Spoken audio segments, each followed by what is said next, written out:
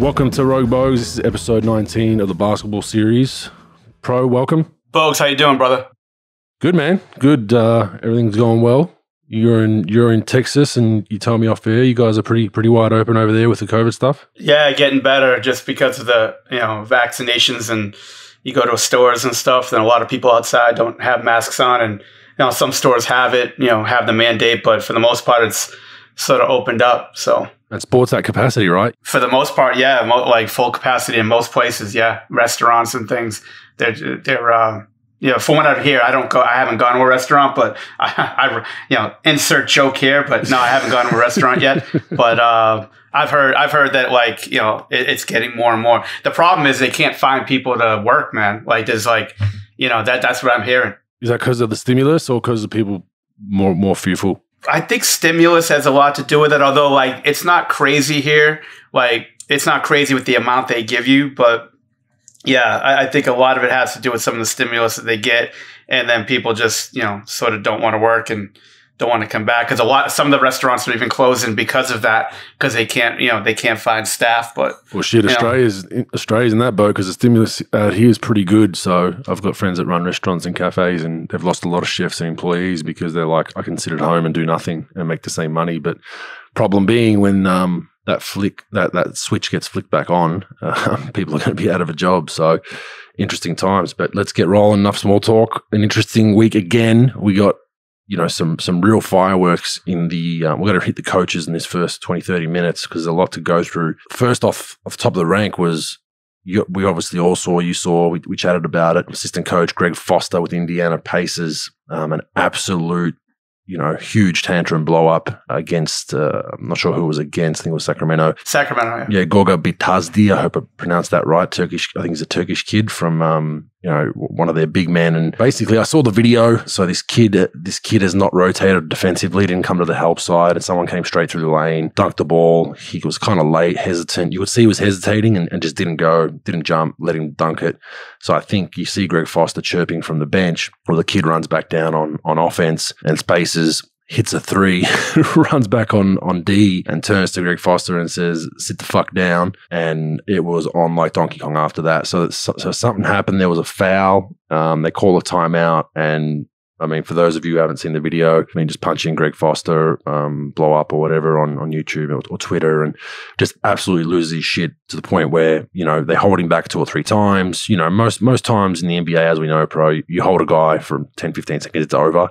But he kept going and clawing so much so that other players were like, dude, what are you doing, man? Calm down. You obviously have been involved in some fiery encounters, but how did you see that one? Do you think Gorga obviously was kind of started the whole thing, but probably not as much in the wrong once it ended? Or how do you see all that? Well, first of all, the league has sort of a WWF feel to it anyway these days. So fuck, you're not surprised by anything. But yeah, you're around it, right? You've been around it longer than I have. And it's just there's all this stuff in the media. Coaches are going to get fired. Teams not really winning. They were winning, but they're in this sort of a, downward spiral.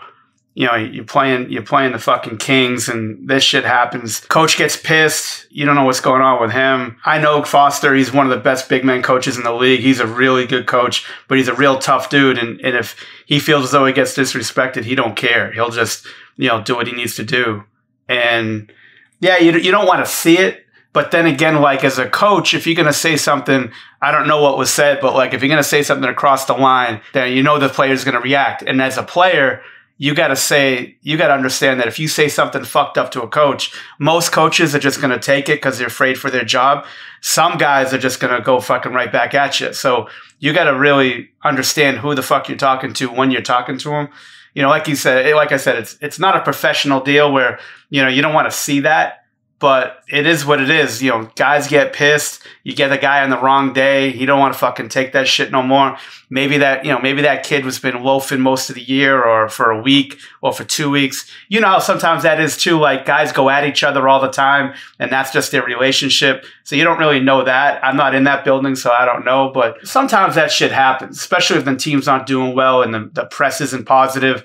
And you just get a guy on a bad day. You know how that life is in the NBA with travel and all this shit. You might have something going on at home as a player or a coach. So you don't know. I don't mind it as much, but it did go a little bit longer than it should. Yeah, it's a fucked up deal, man. It was a weird deal to watch, but like I said, it's a fucking WWF anyway, how they like to market it. You know, if it could get a few more viewers, fuck it. Yeah, and I think it went past that. I think that one did just because it blew up. It got a lot of media attention and it just went on and on. It seemed like it was never going to end. Even so, when Nate Bjorken came up to Greg and he was still going crazy. And just for some context, when I was with the Golden State Warriors, Draymond Green had a relationship with Luke Walton like that, but it was not toxic. It was they used to do it to kind of pump each other up, right? So they'd always kind of get into Draymond a little bit about not taking bad threes, take the good wide open ones, because sometimes you take a bad one every now and then. And then Draymond, that really good year he had offensively, where I think he averaged 14 or 15 a game under Luke Walton for those first 20, 30 games, and then Steve Kerr came back. So then whenever Draymond would shoot a tougher one and make it, he'd look at our bench and just abuse Luke Walton, right? But more in like a kind of a playful manner, like. And then Luke Walton, when Draymond would miss one, would be like, hey, what, you know, they go back at each other, but it was more a playful banter. But if you didn't know the context, you'd think, shit, these guys are about to brawl. But that was kind of how Draymond got himself fired up. Luke knew the mental side of things, that he was using that. And then every now and then Luke would say something to him in a timeout when he was playing bad and try to roll him up. And that was a relationship. But this one looked a bit further past that. There was definitely no jokes. And it just goes with Indiana's season. They started off really well, and as we know, Pro, whenever you're in a losing situation and they're still battling for a playing spot, they should get it, but whether they do or not, we'll know in the next couple of weeks. Whenever you're in a shitty team, these things are even more kind of exclamation mark type things, because then the media is talking about it, coach is already on the hot seat, and I think this is that perfect situation, which now has led into Nate Bjorken, a lot of stuff coming out about him, which it's probably few and far between. I hate reading sources that don't give their names. I think it's just the pussy way out, in my opinion. If you're going to say something about someone, put your name to it.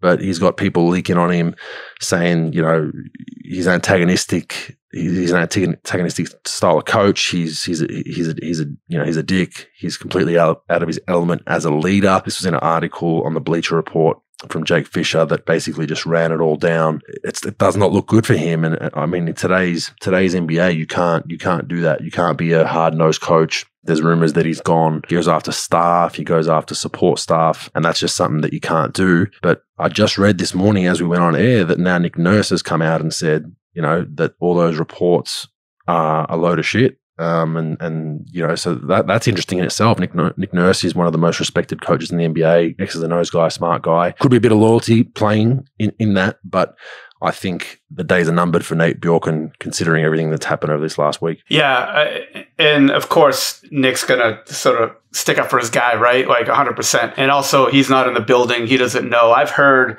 from a couple of people told me in the last few weeks that before that report came out, that was sort of a true thing that was going on. But, you know, what are you going to do? Like, you hear sources, you don't know what's true, what's not.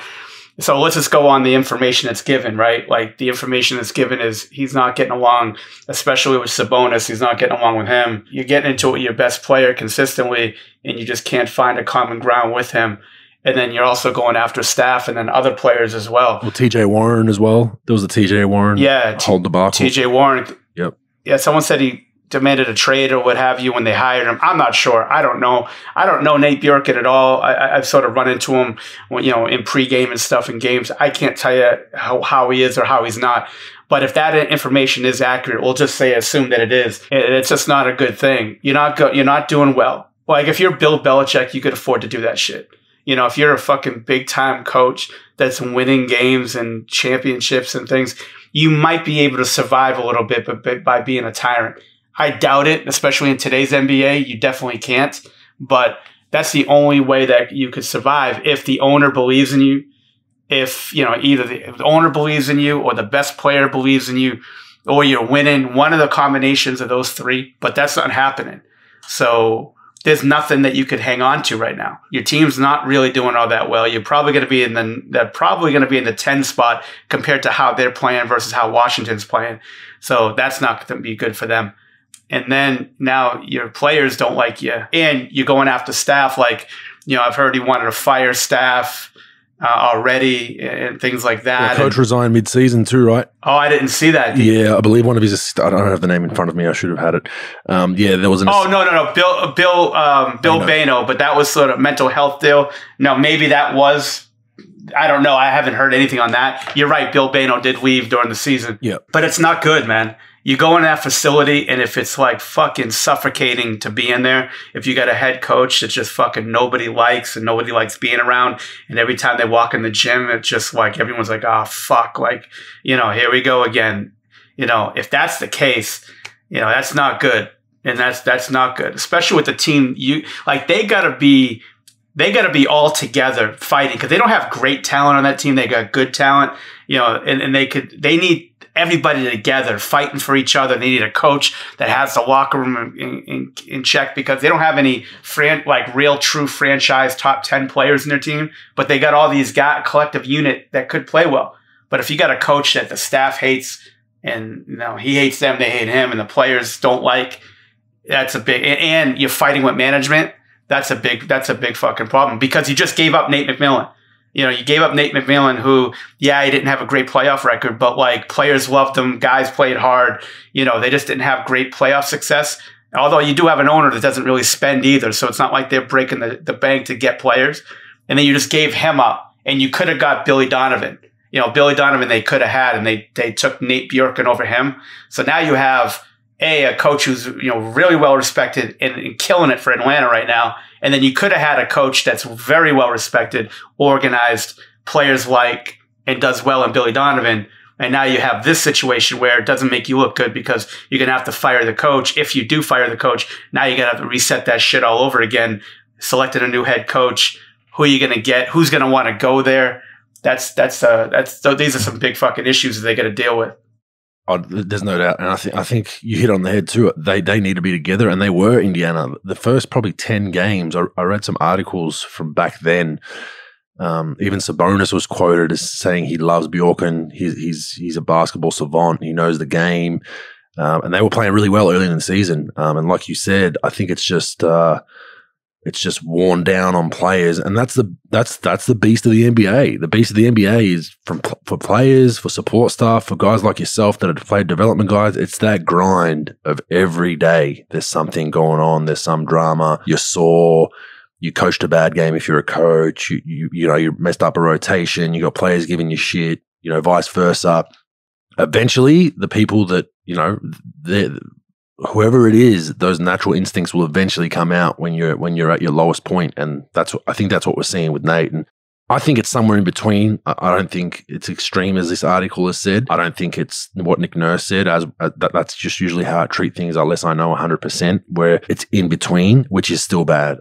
As we've spoken about 100 times on this podcast, the X's and O's are now a minor detail in NBA basketball. It is all personality management, people management, pumping a guy up when he needs pumping up, maybe getting on a guy, but in different ways. One guy might like abuse, like a Draymond Green. You could say whatever you want to him, to fire him up. You can call him every name under the sun and he'll respond to that. Whereas if you do that to another guy, they might shut down. So I think this is a prime example of all that. And one thing I had a chuckle at, so Greg Foster and Gorga made up today. They kissed and made up. And it happened to be recorded, pro.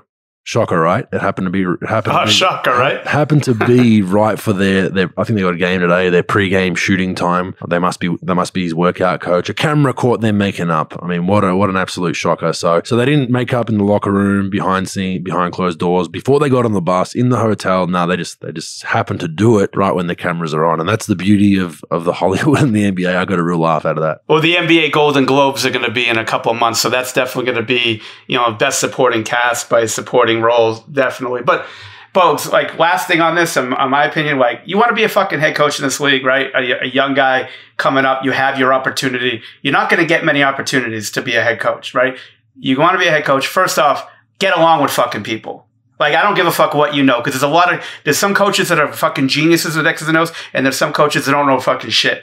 But you got to be good with people. That's number one. You got to fucking be open in your locker room and say, look, I'm going to run this ship. I got to do things that I need to do for us, but I want your input. And my door's always open. We may not agree sometimes when we talk, but we will talk. And I will support every one of you guys. It's not fake. It's not foreign. You know, I need the best players on the court at all times, but I need you guys to work, and you got to work through things. And some of you aren't going to be happy with playing time and opportunity, but that's okay. But we're together. Everybody's together, and it can't be a lip service. And then with your staff, let your fucking staff work. Don't micromanage. Don't fucking berate people. Don't talk shit about your staff. You talk about one guy to another guy and say, don't tell anybody. Cause when that's said, you do that with everybody. Treat your staff like human fucking beings. Treat everybody like human beings. They might not like the way you do things, but just fucking give people a chance and be a good person. The best you can. And I know this shit's tough. There's a lot of pressure on. It's a lot of money, a lot of money on the line. But you got to be able to communicate, and you got to talk to players and have those tough conversations. But when you hear stories like this where you can't get along with people, you're making $4 million a fucking year. All right, hire somebody to teach you to get along with people, because you keep having these guys keep getting fucking hired, Bogues, that they keep getting fired for the same fucking shit. And then when they go to their next job, oh, everything is great, everything's great, and then they revert back to who the fuck they are in a week, a month, 2 months. And they don't understand you got a lot of fucking money riding on this. Figure out what the fuck you're bad at, and then get somebody to either do that for you or fucking figure it out. Because it's unbelievable you fuck opportunities up. Wins or losses, whatever, you have very little control of your roster, but if you fuck up because you get bad talent, that's one thing. But if you fuck up not because of your talent or no one's riding with you, but if you can't get along with your players and staff, give me a fucking break, dude. Come on.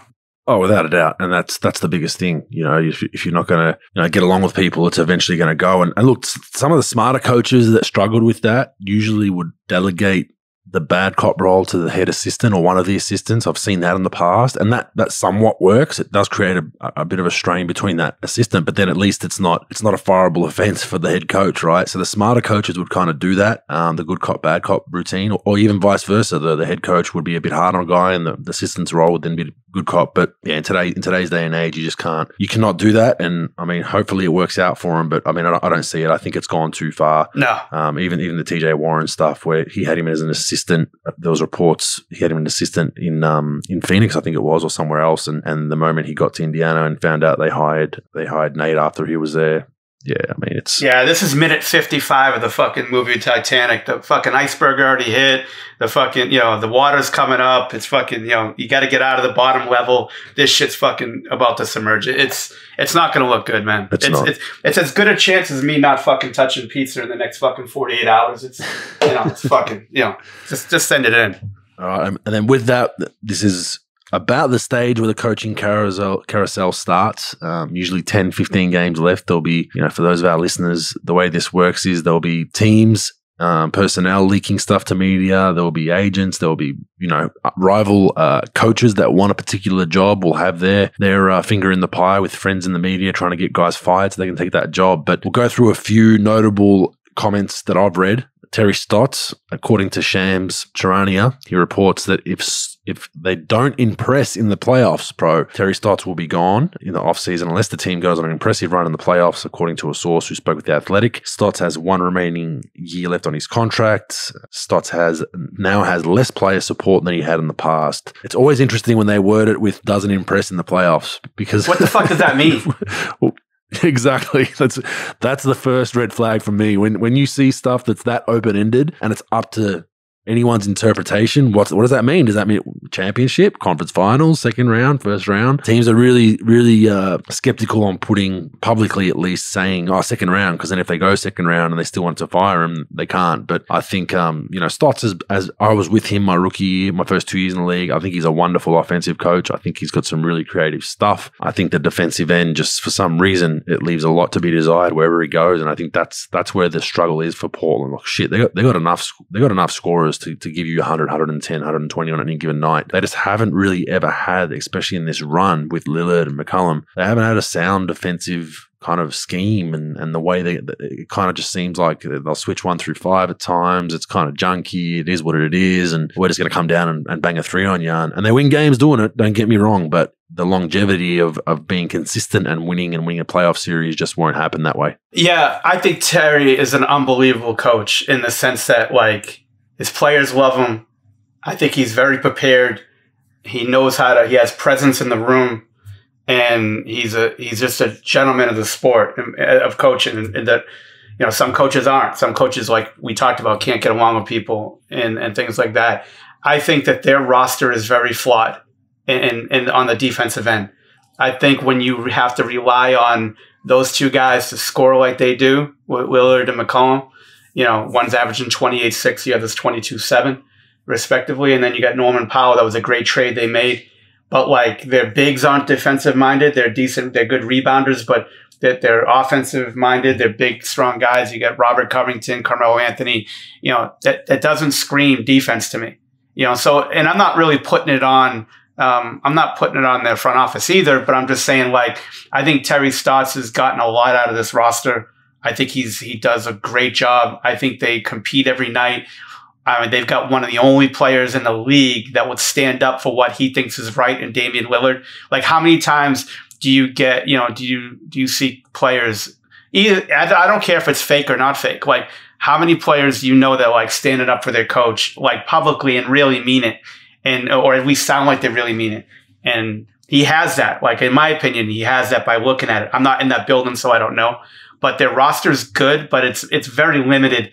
You know, like, they got to maximize. They got to battle through to win, you know, deep in the playoffs, because look at their roster. It's good, but it doesn't scream like get a stop defensively. Like, you talk about, like, look at a team like Dallas, right? Dallas is, like, mostly offense, right? With Luka and, you know, Porzingis, they're great offensive players, but defensively they're a little bit to be desired. But they have other guys like Dorian Finney-Smith, you know, Richardson. They got Maxi Kleber. They got Dwight Powell. Like, those guys clean up a lot for them defensively.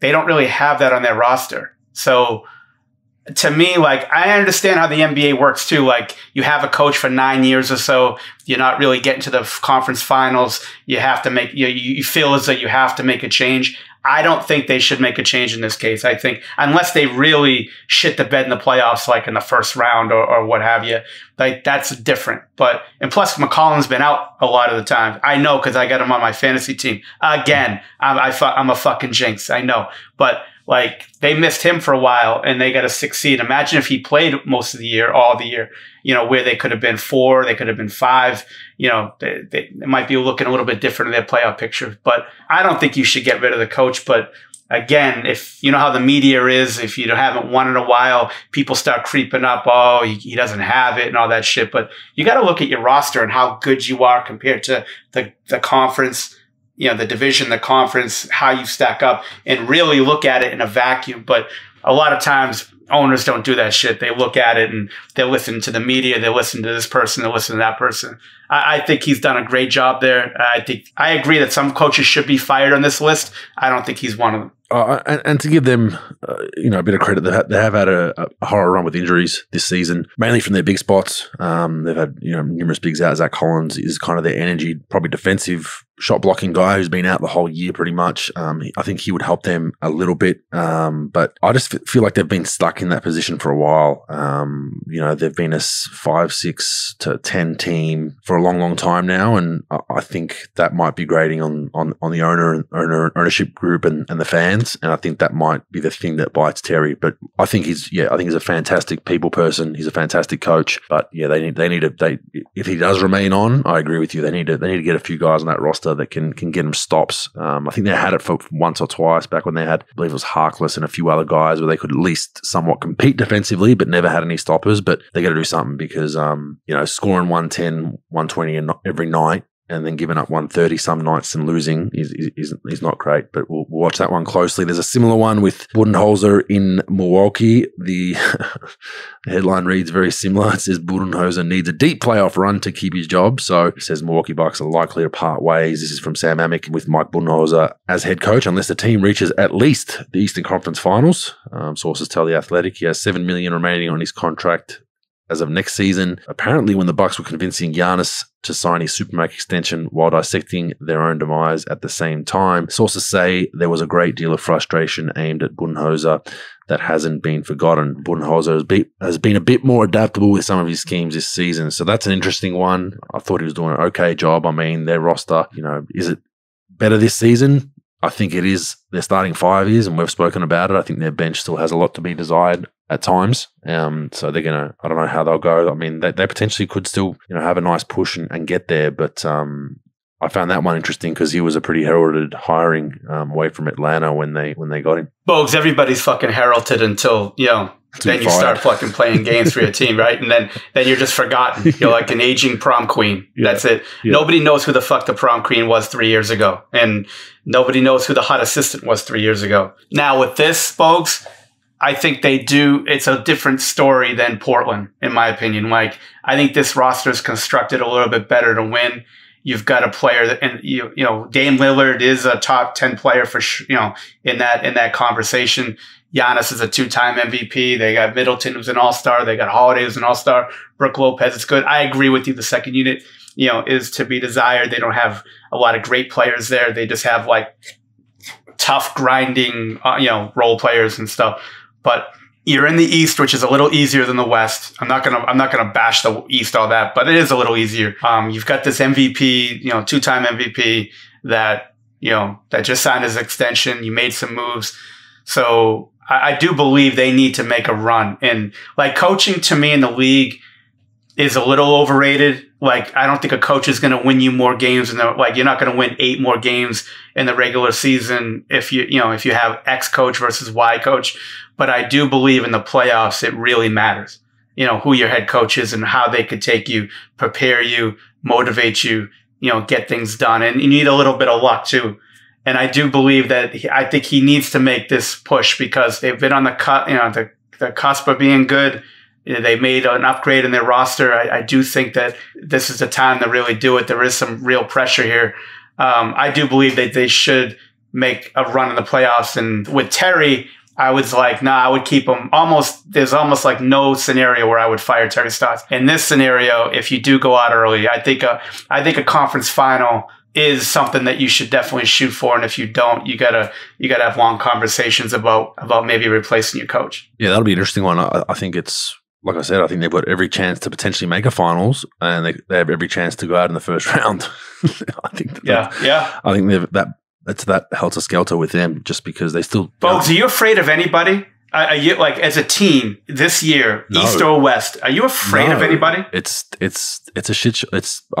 We've discussed this as well. Like, it's COVID. It's the malaise of no fans. It's just the whole look outside your window and the world's on fire. The NBA, as far as picking a clear winner right now, like, people ask me this shit all the time. It's one thing I get when I'm out and about in public is like, small talk fans will just be like, oh, who you got winning it? And I say the same thing. I have no fucking idea. I probably have. Yeah. You probably have a better chance picking it than I do because it just seems so, it's just not, it's so clunky. And you got Brooklyn who can't get healthy and, they lost 4 straight at one point. They're on a 4-game losing streak. Washington surging now. Then you got Phoenix quietly dominating the league with Utah. It's just like, I have no idea. The Lakers could fall playing, which we'll get to later.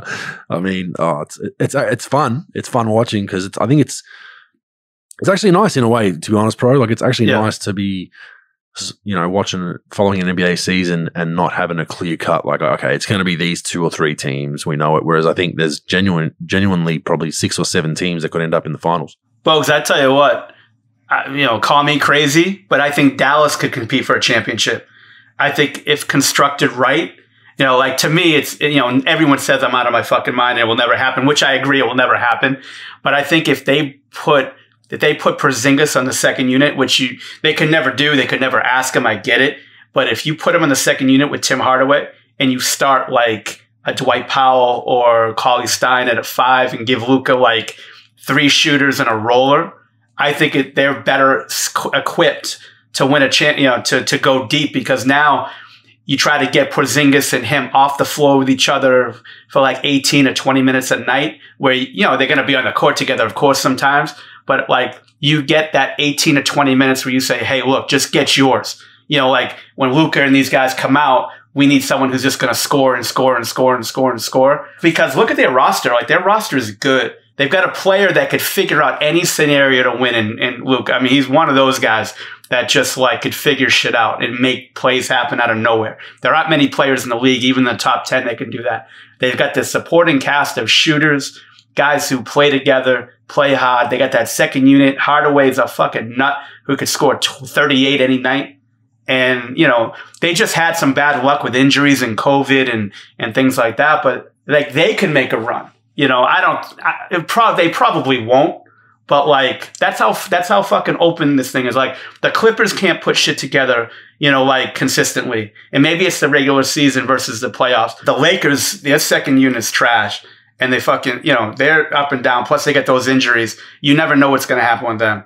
Like Denver with Murray being out. Like there's nobody that Phoenix is good, but they can go cold. Like, Utah's a different story, I think. I think watching them play and how they move and shoot and play together, even without Mitchell, I think they're one team that, like, you look at and you're like, oh, they play the right way. They fucking shoot it. They space it. They got defense. They got that home court, but they don't have star power, but they play together and they got all this other stuff. I don't know. It's weird to me. That's why I asked your opinion about, like, if you're afraid of anybody, because I don't think there's a clear-cut champ. This could be the year that a team without a Utah Jazz or Phoenix Suns gets it done, based on just how crazy it is, where you don't have 2 or 3 big superstars to get you, that bucket. They got Donovan Mitchell at Utah and Chris Paul and Booker, but you know what I mean? They're not a Brooklyn big 3 or whatever it is. So it'll be interesting to watch. And I think it is, it's fun because you just, even these playing games, they cause a lot of angst within teams. And we'll get to that in a sec. The next one I got from Shams is Scott Brooks had a playoff mandate entering final season with Wiz.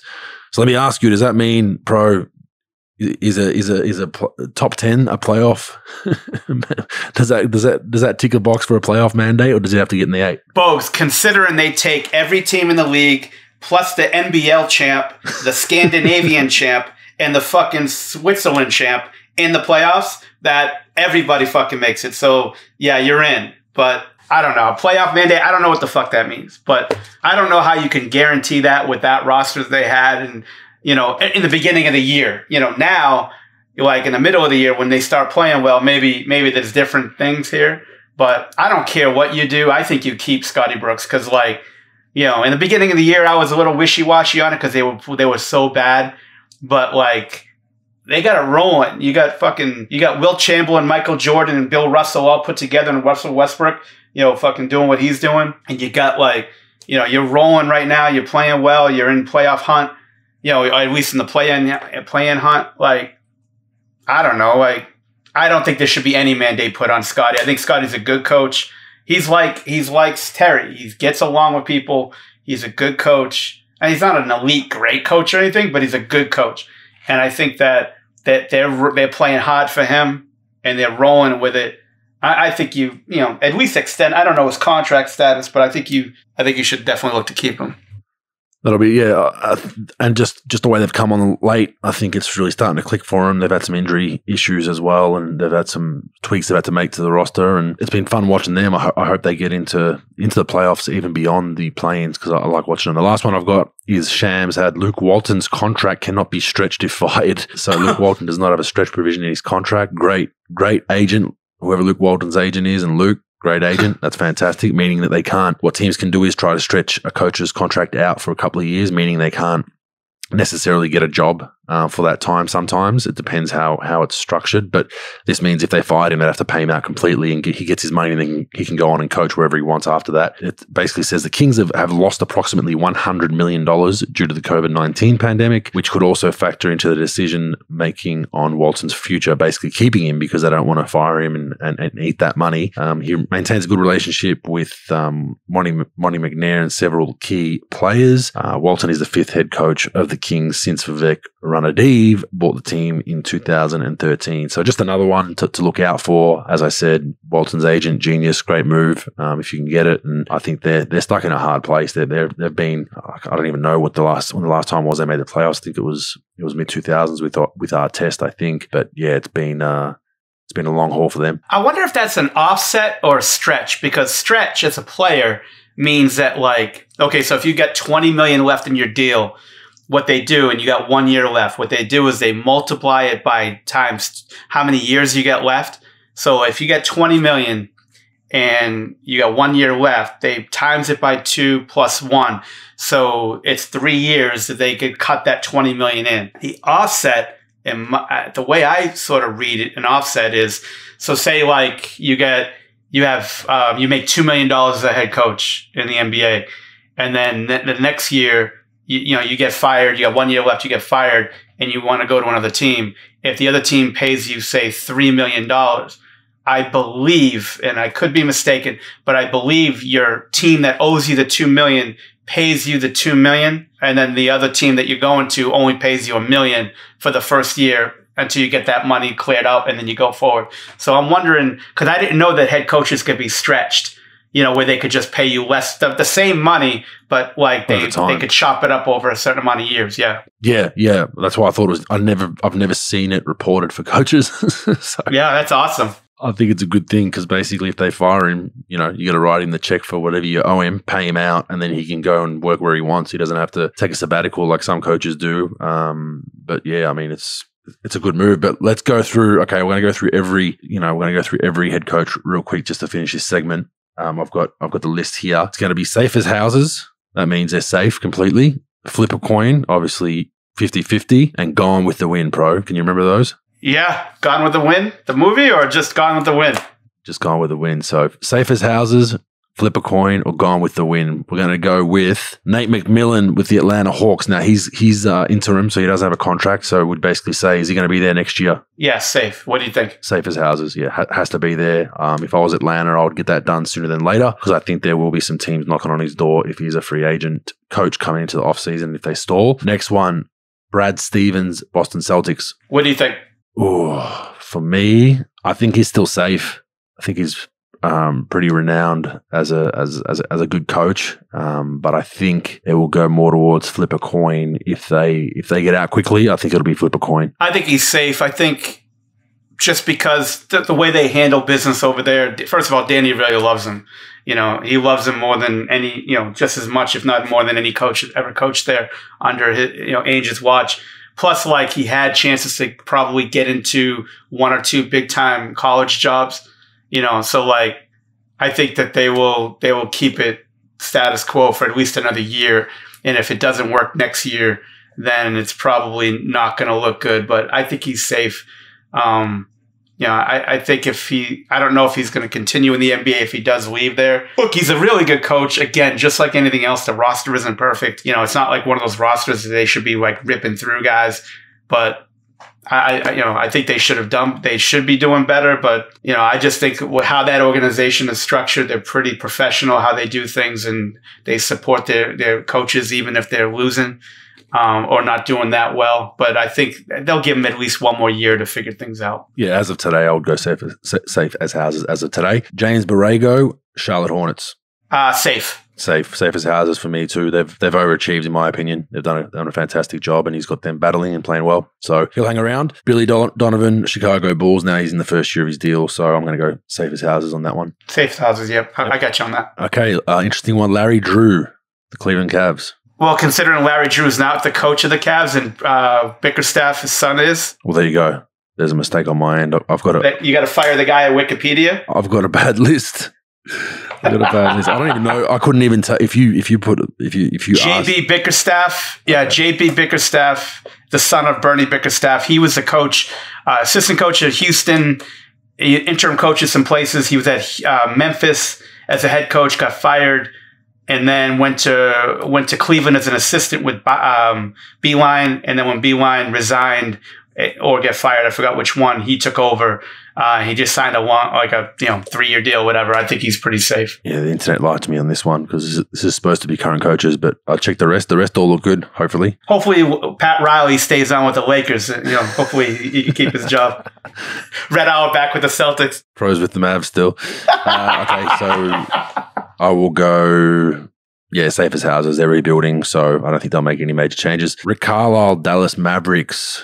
Safer than safe could be. Yeah, I think we both have some intel that if I didn't have intel, I would say flip a coin because he has had a horror run the last 10 years. They've been either bounced out of the first round or not made the playoffs at all since basically the championship, which was the lockout year in what was that, 2012. So they need some success. If I was the outsider looking in, not knowing what I know, I would say flip a coin or gone with a win, but safe as houses. He's pretty entrenched in that franchise, and they love him there, and vice versa. Yeah, the way Cuban does it is, look, like, he supports them. They won a championship there. He's not one of those guys who just listens to every media guy. If you're his guy, it's funny because I got fired, but if you're his guy, he'll keep you as long as possible. Look, they're like 10 games over 500.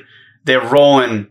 There's no really big problem that's ever come out in the media. Most coaches and most owners will probably make changes if you don't compete for a championship every third year. But I think that Cuban sort of sees their roster in those years, in the last 9 years. And if you look at it, the only team that they had a chance of beating and advancing past the first round of the playoffs in the last 9 years was San Antonio. And, early on, I think it was like 2014, where like they took him to game 7, and they shouldn't even took him to game 7. It was a miraculous shot by Vince Carter, and they advanced to 7 games. The Houston series, when they had Dwight Howard, and I think Chandler Parsons got hurt with his knee, and Rondo sat on the sideline.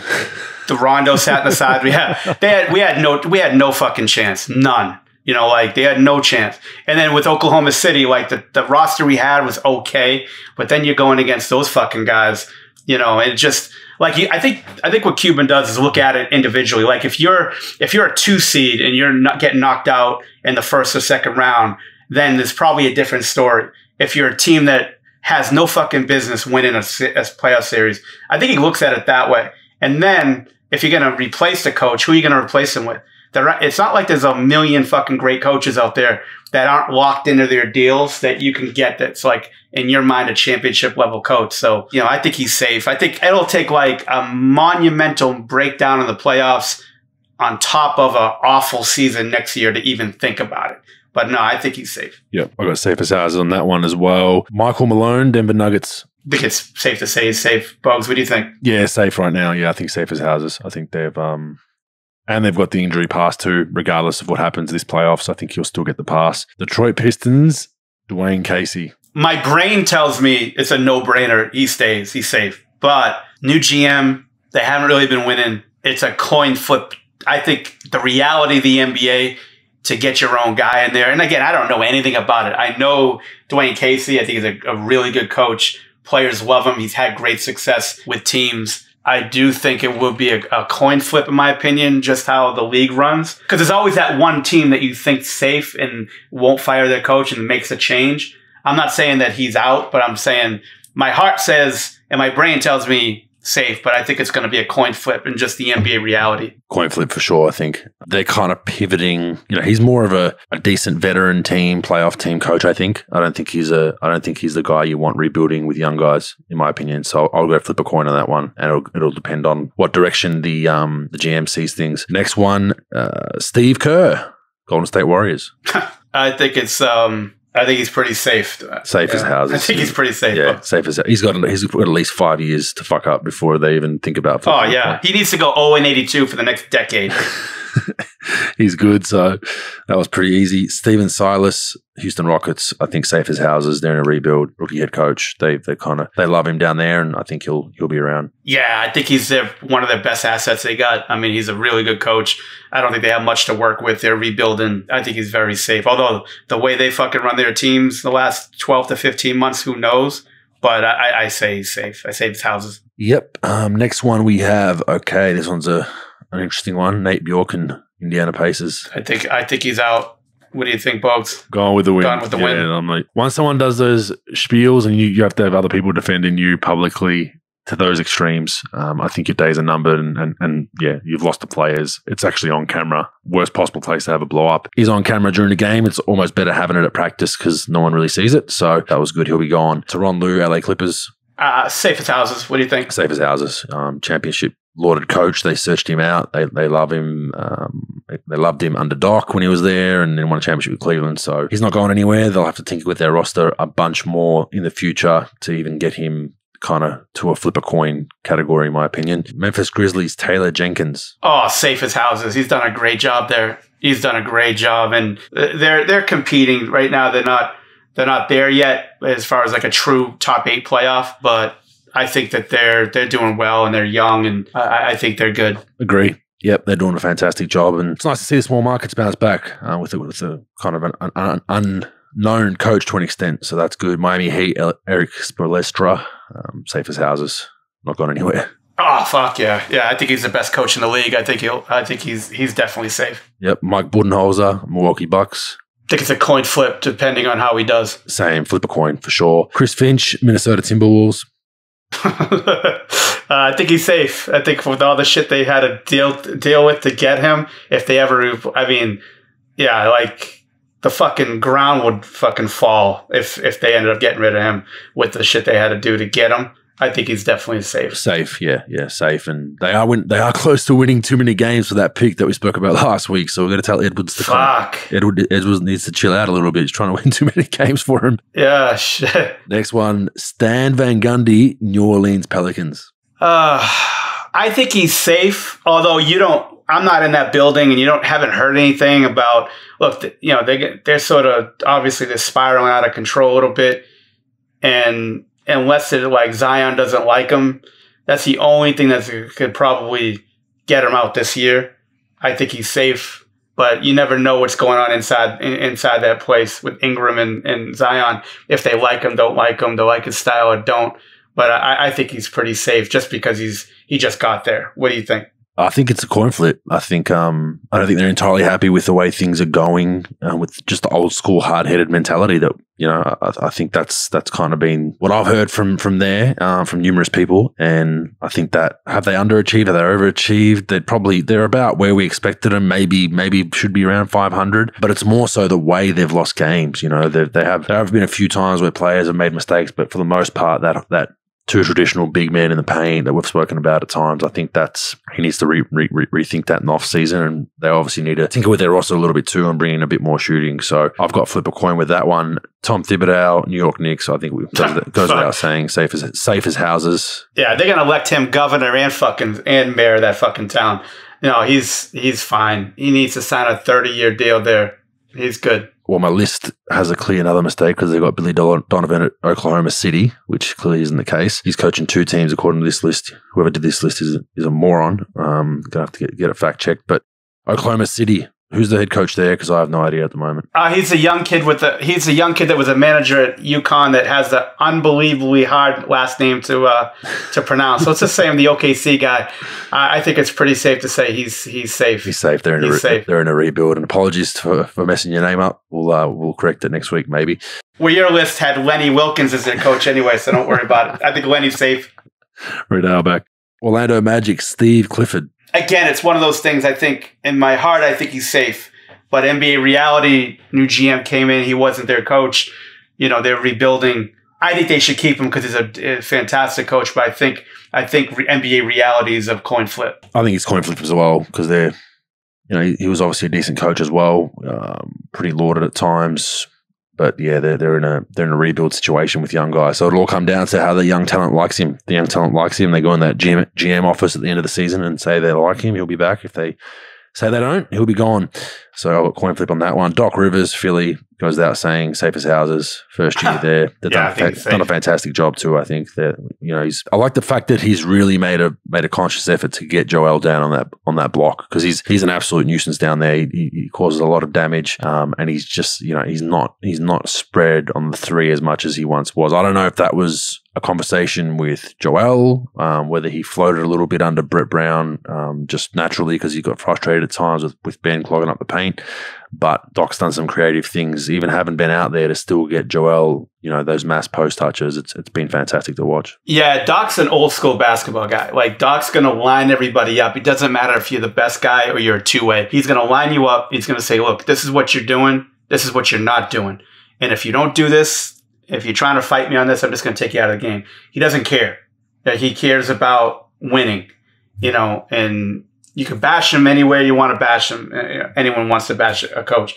But as far as having control of the locker room, communicating what you need to be doing, he's one of the best I've ever seen at it. And he's not really a huge fan of the three-point shot anyway. He obviously has to deal with it, but, he's got that old school mentality where if this kid could really help him by going into the paint, he's not afraid of Joel Embiid. He's not afraid of anybody on that roster. He's coached way better players than Joel. He's coached way worse players than Joel. So he could talk to him man to man and say, look, I'm not intimidated. This is the way we need to do it. I'm going to give you some things where, I'm going to give you a lot of free reign with this, but here's like the 2 or 3 things that I need you to do, or we're going to have this issue. This is why I think Doc's fantastic. I think he's been great for them because, you know, unlike Brett Brown, which I've heard stories about him backing down the players and sort of like not sort of having presence with them where like, no, this is not how you're going to do it, or being on time and things like that. Like Doc's completely the opposite. He doesn't care who you are. He'll treat the best player, worst player off the floor, or treat those guys the same. On the floor, a little different. You know, he'll give more leeway to the better players. But I think obviously he's safe. Yep, agree. Monty Williams, Phoenix Suns, safe as houses. I don't think we have to get into that one. They've by far overachieved, done a fantastic job. Terry Stotts, Portland Trailblazers. I got flip a coin on that one. You? Yeah, flip a coin, depending on how they do in the playoffs. Luke Walton, Sacramento Kings. I've got flip a coin just based on the report we just read. I mean, if they're struggling with money, will they want to pay out a coach to leave? I think Luke's a good coach. I think they've had their rosters kind of, I don't know, something about it. They're kind of half young and they're trying to go the young route and develop, but they're trying to also kind of win. I don't think he's had a fair shake as far as getting the roster that he's wanted, but I think he's probably moving towards flip a coin. Yeah, but you forget one thing. It's one of the more shit show organizations in pro basketball. You know, it's a fucking circus in how they run things. And I think that, you know, if I had the fucking circus music, da, da, da, da, da, da, da, that's their fucking theme song as far as just how they run things in the last few years. And I think that he's gone. Keep in mind for everyone listening, this is the owner, Vivek Ranadive. He was with the Warriors as a minority owner. He obviously bought the Kings, owns them. He was the infamous catalyst of having a G League team play 4-on-5. And believe me, his record since they fucking been with the Sacramento, I think they were playing 4-on-5, to be honest. So I think his fucking plan worked. Yeah, it was crazy. Yeah, Bogues, I think that he listens to a million people, in my opinion, from what I've been hearing. And they don't always do, like, it's easy to say all this shit about culture and I'm going to stand by you until you hit adversity and get punched in the face. And then, like, you're just a tyrant on how you do things. Like, up is down, down is up, left is right, right is left. Like, and then they just don't have any patience with stuff. I think Luke Walton's a good coach. I don't think he's a great coach. I think he's one of those guys who's good with the players. Players like him. You know, he's a player himself. He gets along. I've known Luke since he was in college, you know, at Arizona. And I think he's fantastic with that stuff. But I do think that the owner, the way they do things, they haven't won. They've had some media about how bad their defense was all year. You've had some issues of people knocking off with the roster and, you know, talking out of line, especially with their roles and stuff. I expect them to probably make a change. They'll find a way to get the money, and I expect them to. And again, I don't think they should. Probably should be a coin flip, in my opinion. But I think they will make a change here. Okay. Because they just can't, they can't deal with the adversity. Yep. Yeah, maybe it might be just a reactionary thing. Greg Popovich, San Antonio Spurs. I mean, he's safe as houses until he wants to be. There's rumors that he might give it up in a year or two, but yeah, that one's pretty simple. Nah, he's safe. Hopefully his fucking hairdo's gone with the wind, but man. No, he's pretty safe. Shave that shit off. I'm not one to judge hairstyles too much, but it's a bad one. I played Dungeons and Dragons when I was a kid. He looks like a fucking wizard that's on every fucking manual that you'll ever get for Dungeons and Dragons. Nick Nurse, Toronto Raptors. He's not going anywhere. Save his houses. Nah. Yep.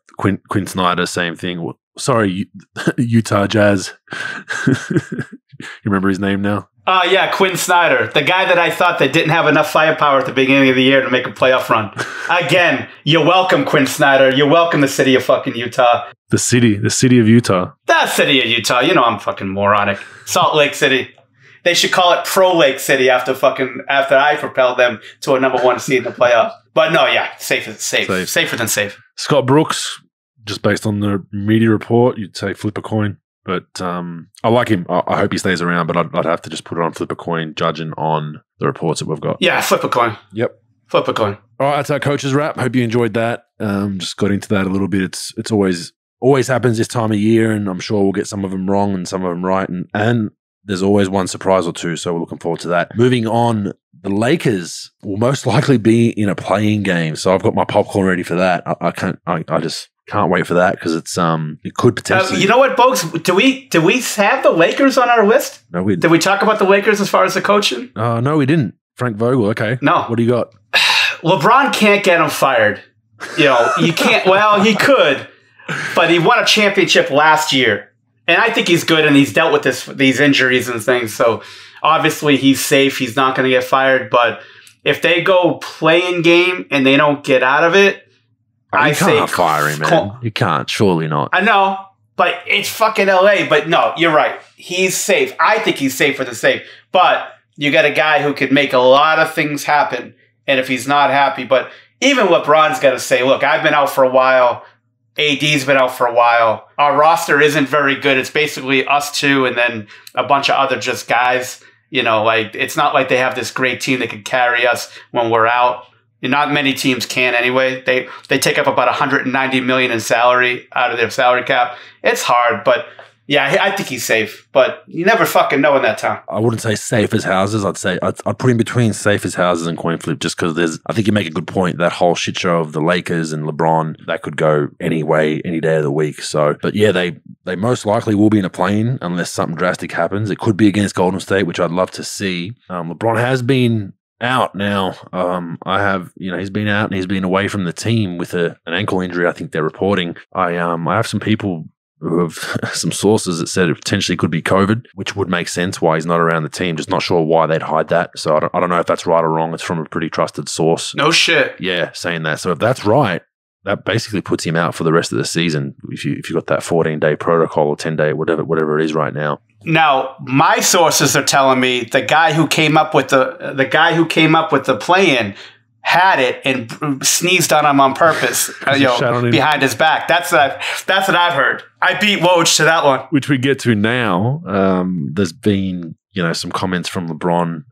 He said the guy who thought of the plane should be fired. I think went pretty aggressive with it, which I found interesting. Which tracks me back to he was championing the playing game a little over a year ago. He basically said that on a podcast, you got Portland, you got Memphis, New Orleans, Sacramento tinkering around there. So there's 5 or 10 games left. Why not let these guys battle it out? Make them play each other all 5 games. Obviously, LeBron made that opinion during the dead period last year, but his rationale was because the teams did not play a full season, the team should be able to play their way into the playoffs. Well, now it is affecting the Lakers. It's obviously something that's not good and someone should be fired. So a bit of hypocrisy there from old LeBron, which we see fairly often from the King. But yeah, just an interesting one that I made note of, and I hope they stay in the play-in, and I hope they face the Warriors, and I hope Steph drops 60 on them and gives them an early exit. If you're a player, an owner, a coach, whatever you are, right, in the game, in the NBA, it's all the same. Like, if it doesn't affect you, you're all for it.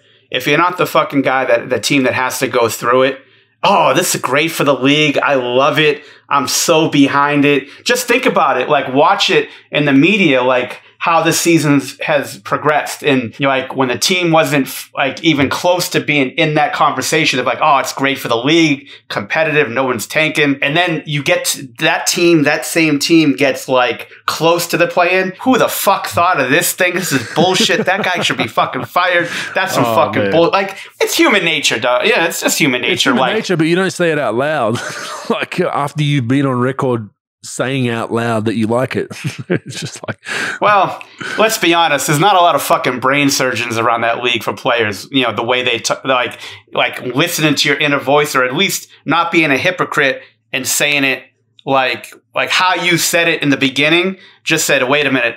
Before I say this, just remember, I did tweet this out 3 months ago that it was better than fucking sliced bread, and now I'm saying it's fucking brutal. Like, they say in 1985 where no one records anything, everything's on fucking record. Yeah. But even with LeBron shit, like, yeah, I mean, you got to be a little smarter. And plus, like, for the league itself, like, the league is promoting this thing. I think it's not the greatest thing in the world, but it's pretty good. I think it's good because now not as many teams are shutting it down when they're fake shutting it down. It's a little more competitive. Things are a little bit more exciting. I don't think it's the greatest thing ever, but like, it is what it is. It's fine. Are you going to wait to see how it goes? Would you keep it long term? I would keep it. I would keep it long term just because, like, again, I like the last 3 weeks of the fucking season is brutal. Awful. That's my point. It's awful. Like, if I'm a season ticket holder, I'm burning those last 10 games if my team's in that bottom half of the table, man. Like, I'm burning that shit. Yeah. You're gambling. Look, if you're gambling on it, you're like, what the fuck is this? It's like Mad Max and the fucking, Beyond Thunderdome. Escape from New York. You don't know what the fuck is going on. Like, as a coach, you're promoting guys from private to general soreness every other day. You're trying to tank for the pick. It's fucking brutal. Your eyes are bleeding watching it. It's fucking brutal. I'd rather watch I wouldn't even say that. I'll probably get thrown off the air. But literally, it's fucking brutal. You don't want to watch it.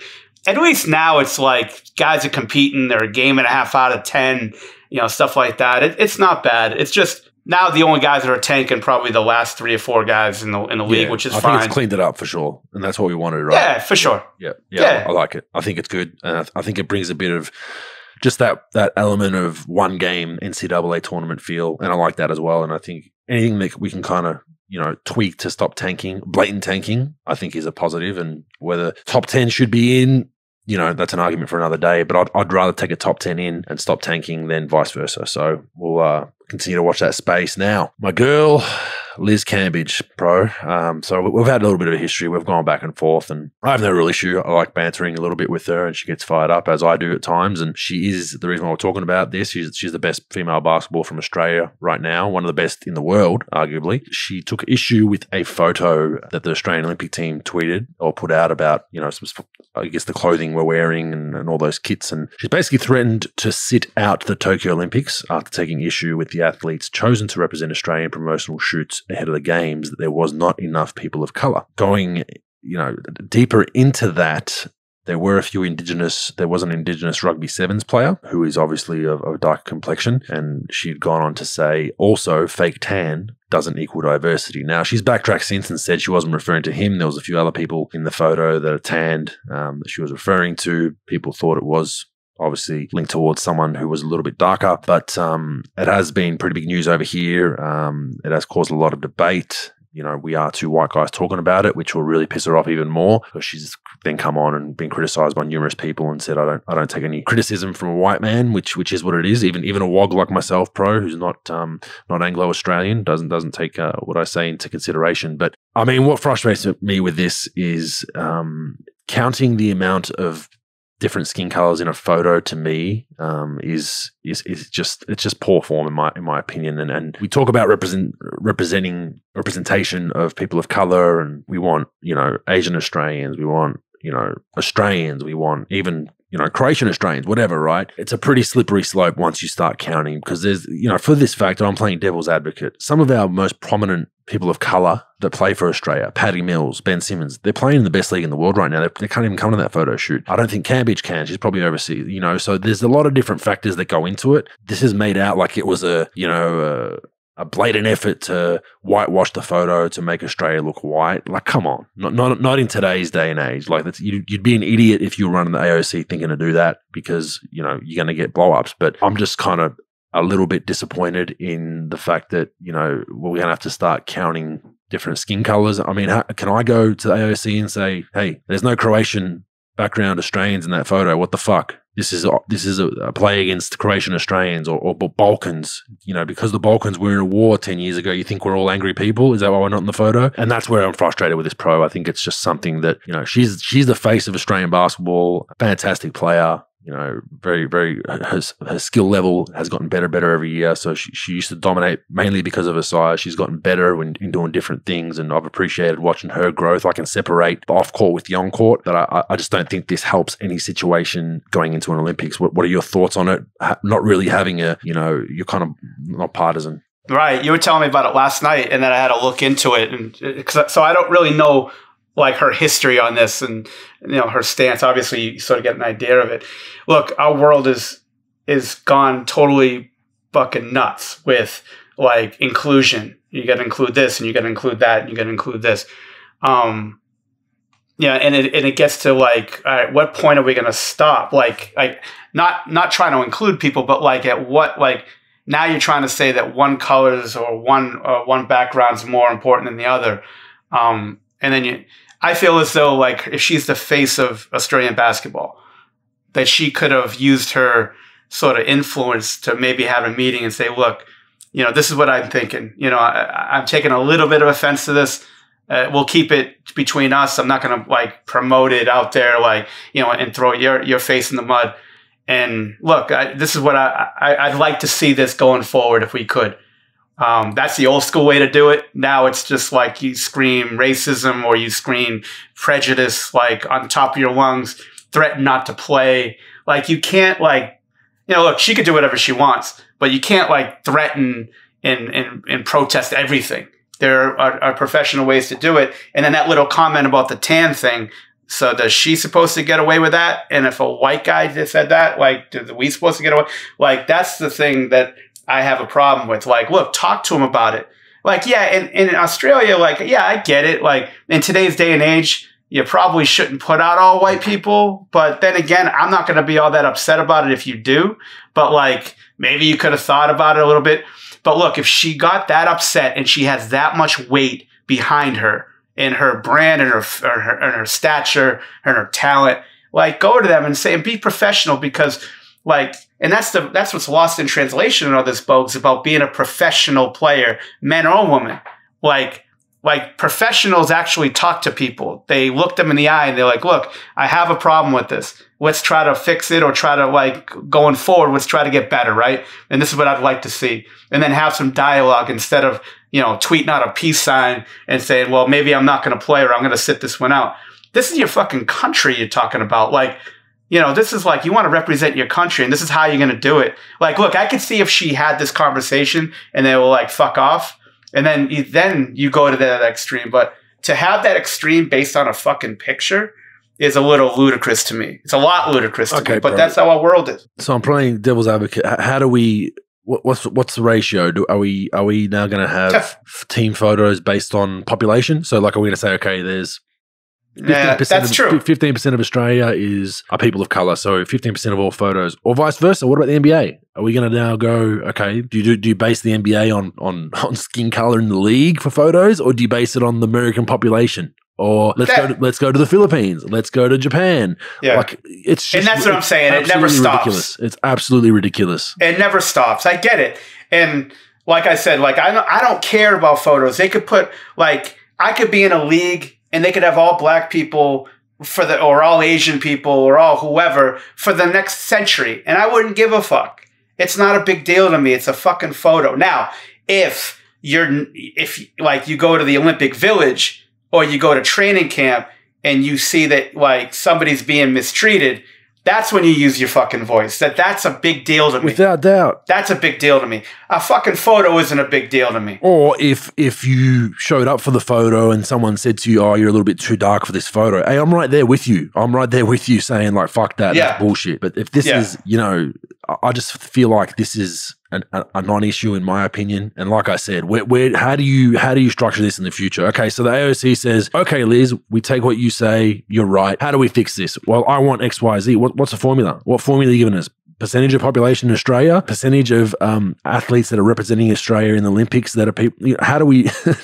It's going to become. Yeah, no, I agree. There's going to be more analytics in that than fucking the NBA analytics, and that's where and then just a comment around fake tan, whether she meant it or not to the Indigenous. It's just like, man, now you're bringing a guy into this that's brought in, has to probably answer questions on it. I don't like it. It's no surprise. I disagree with it heavily because I go back to, like I said, okay, give me some Croatian Australians. Where's the Greek Australians? Where's the Italian Australians? Where's the Asian Australians? Like, it just goes on and on and on. You might as well not ever do a photo shoot again if that's really going to bother you. That's our world, and it is. And I think obviously it blew up because of her profile. And she has. I'm not saying I'm all about free speech, bro. So she has every right to put her opinion forward. People have the right to disagree with it and agree with it. I disagree with it respectfully. I think it's silly, but I'm not going to say that she shouldn't say it. Like, she has every right to say what she wants to say. If that's what she's passionate about, I think it's silly. She might not. we move on with life. But I just thought I had to call that one out. Just being involved in basketball and all that, I think it also takes away from, the Australian Opals, which is the basketball team, potentially winning a medal. They're probably going to have a pretty good run at it. And then the Australian Boomers, it takes away attention from what should be, in these shitty times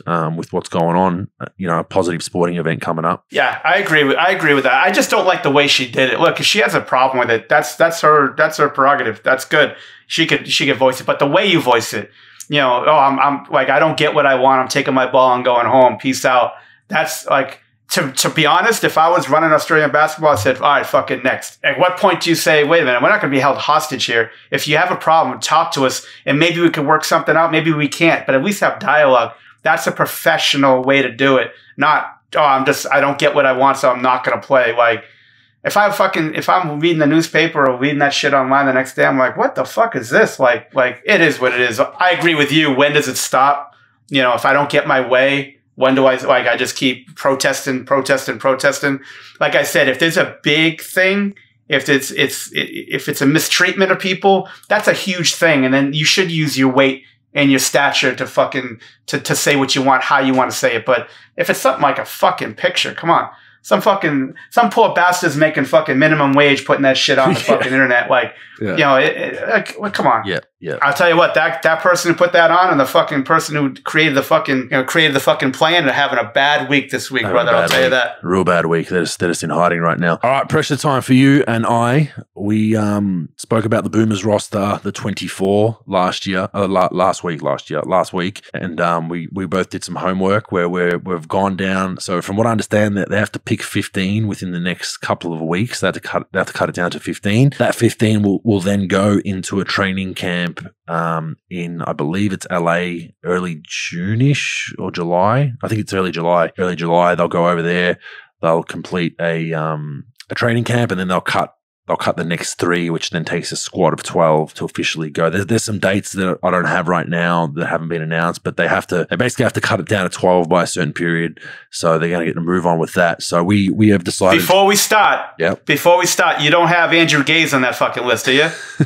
Because your list is a little outdated this episode. He'd probably still want to play, Gazy. Probably still want to take some minutes from one of the young fellas. Well, the thing is, he looks the same. He looked the same when he was like 17 that he is fucking whatever age he is now. Yeah, the silver assassin. Okay, I'll go first then. This would be my rough starting 5. This could be obviously tweaked depending on how things go, but I would start, as of now, I would start Ben Simmons at the 1/4, Patty Mills at the 2, Joe Ingles at the 3, Matisse Thybulle at the 4, now and Aaron Baines at the 5. This lineup is very, very multi-dimensional and positions can change. So Ben can go to the 4, Thybulle can play 2, 3, 4 at times, and then you've got Aaron Baines, who we'll talk about a little bit later. He's not playing a whole lot right now, but he can stretch the floor shooting the 3 ball. So I like that for my starters. My bench, I have Dellavedova, Chris Goulding, I think, brings some shooting, some firepower if we need a nice bucket every now and then. I have Josh Giddey in there for obvious reasons. I think whether he plays or not, I think having him on that squad is very, very important to set the bar for what he's going to need to do in the future for our national team and the culture and all that. Josh Green from the Dallas Mavs, having a fantastic year, especially the defensive end, I think, for a rookie. Ryan Broekhoff, I put him in. He's had a disrupted year, COVID, moving back from the States to Melbourne. Now he's got an eye injury, he's in and out of the lineup. But in my opinion, you can't not take enough shooting to an Olympic Games. And you mean Broekhoff? Broekhoff. You mean Broekhoff, right? Yeah, okay. I didn't know who this Broekhoff character is. You give me shit. Yeah. Broekhoff. But you need shooting at these events. So that was the main reason why. Even though he hasn't had a great year, he's still a guy you put in that corner spot when you're running a set and no one is leaving that dude. So that's the reason why I had him. Now, Xavier Cooks, I had in a disrupted season, injuries, but a guy that can play multiple positions. I like multiple position guys on our roster. I think he's in the 15. Mitch Creek has had a great year in the NBL, shooting the 3 ball at a much better clip. A reason why he initially got cut from the 2019 squad was he could not knock a 3 ball down in camp, to the point where he actually felt bad because some of these shots were going in and out. They'd hit the rim 6 times and bounce out. Just couldn't make one. We cut him. Xavier Cooks actually got hurt, and then we brought him back in, and he was fantastic for us. But since then, he's got in the gym, and I think he's shooting at 40% almost in the NBL, which is fantastic at volume, not feet set dare threes, at volume. So I put him in my squad. Jock Landale, he's in there for obvious reasons, having a good year with Melbourne United. And then Nick Kay, who had a fantastic World Cup run for us. He's playing over in Spain. And Isaac Humphries, I had just an extra big body, needs size. And that's my 15. Now I've got Kay, Landale. They can flip-flop 4-5. You've got Baines in there at the 5 and Humphries. That's probably they're my 4-5 men. You probably could argue, do you want another big body? You could, but we'll see how that goes. So my cuts were Dingadell, which is for obvious reasons. He just got cut by the Illawarra Hawks, and that Brian Gorgon coaches the national team, so that was a no-brainer. Hope you didn't have him in there because I don't think he's even going to show up for the camp. Who's that, Bogues? The last guy? Dingadell. Yeah. Oh, yeah. I had him cut. Yeah. Mitch McCarron I had cut. Dow White I had cut. Will Magnay I had cut. Brock Modem, who's on the fringe, but I had him cut. Thon Maker cut. Mitch Norton cut. Duop Breathe. Now, Dante Exton was probably the hardest cut, in my opinion. He was the last cut for that 15. You could argue that you could have him in instead of maybe Giddy, maybe Josh Green, but Exum hasn't played this season. He's dealt with a lot of injuries. He pulled his calf. He pulled his calf in January, February. I haven't read too much since then, so I don't know if they've just shut him down and get him ready for next season. But he's got a very important off-season coming ahead if he wants to remain in the NBA, where he needs to put some work in over there and try to solidify himself for the next 5-10 years. So I think it's almost smarter in a way for him to not play for the national team and get his body right and get healthy. So they were my cuts. It wasn't too hard for the most part, but there were, Dante Exum was probably the hardest one. Brock Modem was fringy, but the rest were pretty cut and dry. What do you have? Well, Bogues, I sort of had a lot of the same guys that you did. On your team. So the starters, I would just tweak it a little. I would tweak a little bit. I wouldn't have Thibault starting just for the lack of shooting. I'm going to have my guy Brokeroff starting, so I need a good accountant in the top 5. Ben Simmons and Patty Mills with Brokeroff, Ingles, obviously, and then Baines at the 5. I'm not great with lineups or whatever. I like Ryan's shooting. I like the ball moving, the shooting. Now, the lack of defense could hurt. I know that, Brokeroff could give Ingles 10 fingers to get to the rim and dunk, and the same thing can go for Ingles giving Brokeroff 10 fingers to get the dunk. But I do think that, I like that lineup, whatever. Thibault could start. I just don't like the lack of shooting with Thibault and Simmons. And I like the defender, the stopper coming off the bench with the athlete, being an athlete as well. But here's the 15 that I chose. Dellavedova, Giddey, Mills, Simmons, Green, Ingles, Brokeroff in English, Golding, Thibault, Mitch Creek, Baines. This is the one difference I have with you. I chose the kid Duop Reith, Isaac Humphries, Nick Kay, and Will Magnay. Is it Magnay or Magnay? Magnay, yep. Magnay, yep. You had him in. Wow. So who are your cuts? My cuts would be Norton, Exum, McDowell, White, McCarron, Longdale. Although I did like Longdale, he was probably the toughest cut for me because I sort of did like him watching him. Who the hell is Lawndale? Does he cut lawns? Yeah, he should. But yeah, Longdale. Is it Longdale? Jock's making the team, bro. Yeah, you're crazy, man. But okay, so again, I don't know a lot about the team. Go ahead. Who else you got? Yeah, and Thon Maker, Brock, Cooks, and Deng Adele. Those are my cuts. Again, I don't know anything about the roster. So you had Cooks and Landale out. That were your differences. Yeah. I had Cooks and Landale in, and you added Reith. And who was your other ad? Magnay. Yeah, Magnay. Magnay, yeah. And Magnay's, he's about to play this weekend, I believe, or next weekend with Perth. So we'll see how he goes. Hasn't played a whole lot of basketball over the last couple of months, been on the bench with New Orleans. But, pretty close. I think some of them are coin flips, some of them are hard. I think the 12 is going to be much harder to pick, especially if, we're not going to be at the camp. So the 12 is going to be a tough one because you essentially need to eliminate 3 of those 15 Folks, guys. out of my cuts, what would you say Pro, you're out of your fucking mind. These guys are this one or two players are definitely fucking in. I think the Cooks one is a coin flip because he's been injured.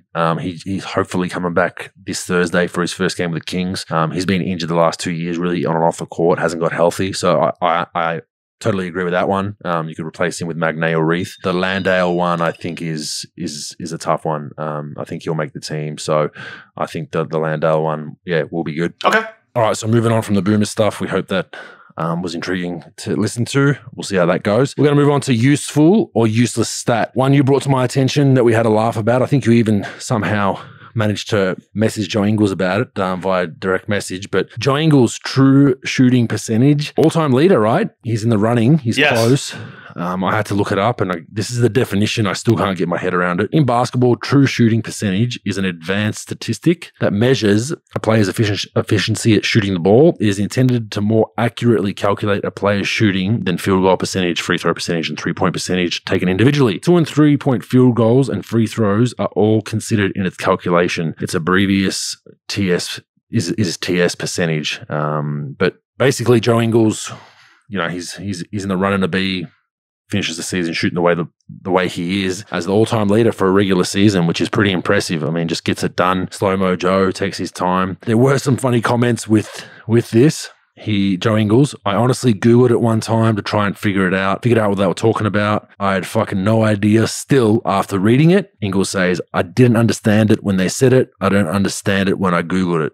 It's just been an every off-season process. I sit down with Quinn and say, what did I suck at this year? So, I mean, Joe's a hilarious fellow at the best of times, a great sense of humor, realistic about where he's at as a basketball player. But do you see this as a useful stat or a useless stat? Well, I want to know who the 45-year fucking old version that fucking live in his parents' basement that came up with this fucking stat is. I don't think this is like... It's not weighing anything, really, in my opinion. Like E, you got a million fucking stats out there, right? Like the E shooting percentage, or I forgot if it's E. I think it's E shooting percentage, the E field goal percentage, like weighs the 3-point shot more than the free throw. I mean, more than the 2-point shot. So like it gives you more sort of percentage points or more value for making threes versus that. This is points divided by, there's a fucking equation that you have to be Goodwill Hunting fucking Matt Damon to figure it out. It's 2 parentheses field goals attempted plus parentheses 0.44 times your free throws attempted. So I have no fucking idea why this should like differ.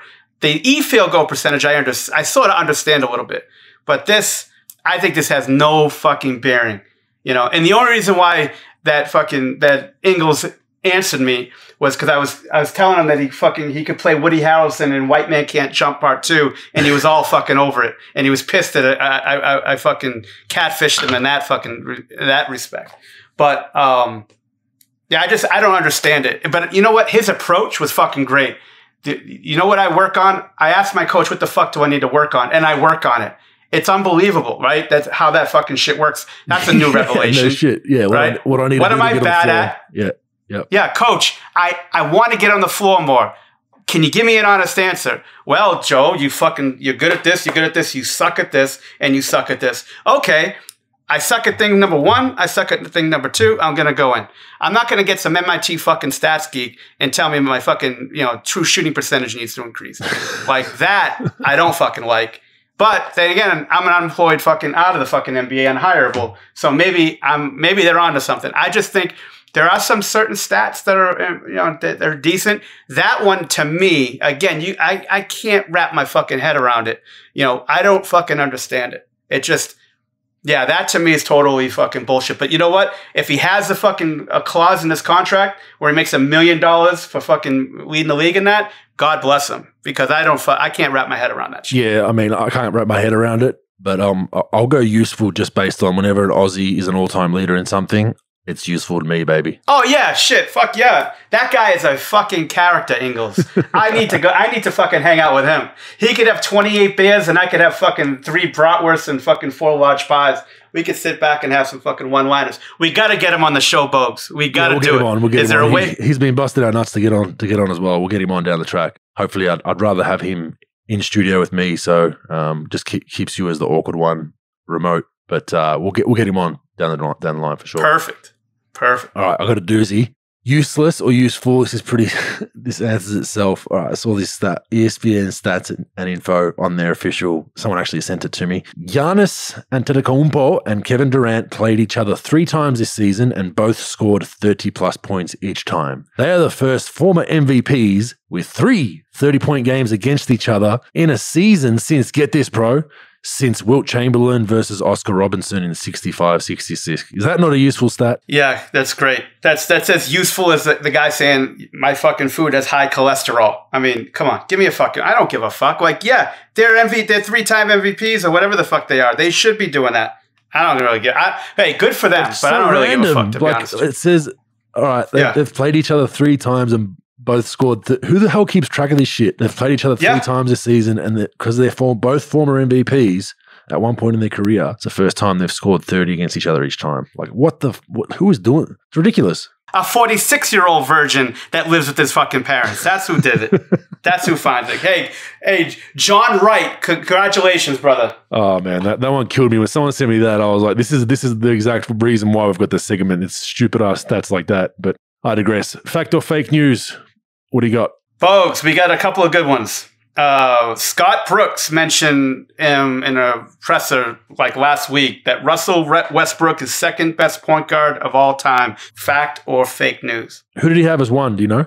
Magic? I think he had Magic. If I had to say it, I think he had Magic. Oh man, these things are so hard. I think second best. I mean, I've got Steph up there. I've probably got Steph above him just because of rings. Whether that's fair or not with KD joining and whatnot, who knows? I mean, Westbrook's in the conversation, in my opinion. I think he gets. We spoke about this maybe 2 or 3 pods ago. He does not get as much respect as he deserves because people think he's triple doubles a hollow to an extent. Yes, at times he's chased them blatantly in losing games, but to average a triple double, man, is not easy. I don't care. I don't care how bad your team is, how much usage you're getting. Teams know you're going to have most of the usage on a team and scout for that and prepare for that. He still goes out and does it, and they're starting to win games.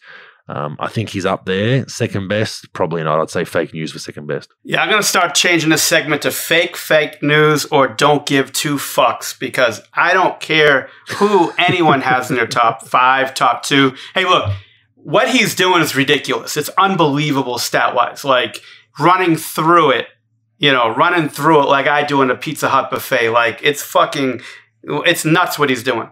But hey, look, everyone has a different sort of criteria who their top guys are. Plus, let's be honest, he's coin flip for keeping his job or not. You might want to keep that big dog happy, as well. Like, and most of the things that coaches say in these situations, of course, they're going to say things like this. I don't care. If he does have it, great. God bless him. I think he's an unbelievable talent. One of the fiercest competitors the league's ever seen. I don't think he's a top 2 point guard. I've got Stockton. I've got Steve Nash. I've got Steph, guys like that. But again, who the fuck am I? I mean, again, if that's your top 2, God bless you. I don't have him in the top 2, but it doesn't mean that I think he's a bad player or anything like that. I think I valued what those guys did a little more, but that's just me. Everybody's got a different opinion in this shit. Beauty's in the eye of the beholder, pro. What do you got next? Talk to my wife about that shit. She's blind, isn't she? Blind, dumb, and stupid if she's marrying me. I'll tell you that. Nick Wright, Bogues, another fucking genius, came out and said if Jokic wins the MVP, he'll be the worst MVP in 35 years. Fact or fake news? Fake news, guys. What is he talking about? I need to watch that whole spiel on why he said this. I mean, they changed his name. Yeah. Nick Wrong, that's his name, not Nick Wright. He's Nick Wrong from now on. I mean, how can you, worst MVP in 35 years? This idiot's probably basing it on, like, he's not athletic, he doesn't do windmills, he's not a highlight guy. Like, do you watch basketball, dude? Like, he's having a historic season. He's carrying a team that's just had a boatload of injuries, and they're still, as we record this, they are punching Brooklyn 45-31, make that 48-31 at home. He makes everyone on his team better, and they're having a great year. Like, to say he's the worst MVP in 35 years, I mean, yeah, I think that's just some clickbait for people to, like us idiots to talk about, but he is now known as Nick Wrong. He's Nick Wrong for me.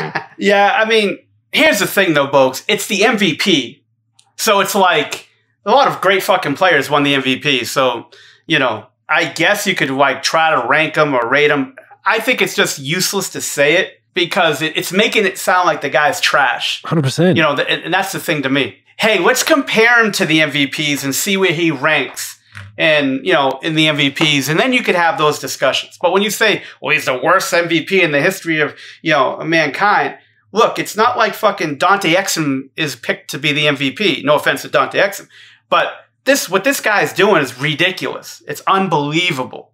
You know, it's unbelievable. Did he give any reasons? I did not read into that. Now, I'm sure he went into stats and all this stuff, but, like, it was a big deal in the news in the last week. But again, like, if LeBron won it, or Westbrook won it, or Chris Paul won it, you know, Luka won it, you know, he'd be all over it. He'll be all over it. It'd be like a schoolgirl around those guys. But a guy like Jokic, because he's not pretty at what he does unless you're a basketball purist. He wants to shit all over him. And it is an MVP thing. It's not like he's the worst player I've ever seen. It's like, you know, you got to compare him to guys like LeBron, Kobe, Duncan, Dirk, you know, Nash, you know, all these other guys that won the MVP. I just don't understand how, I don't know. I'm not overly sensitive to these things, but when you say shit like that, it's like, it's complete fucking clickbait.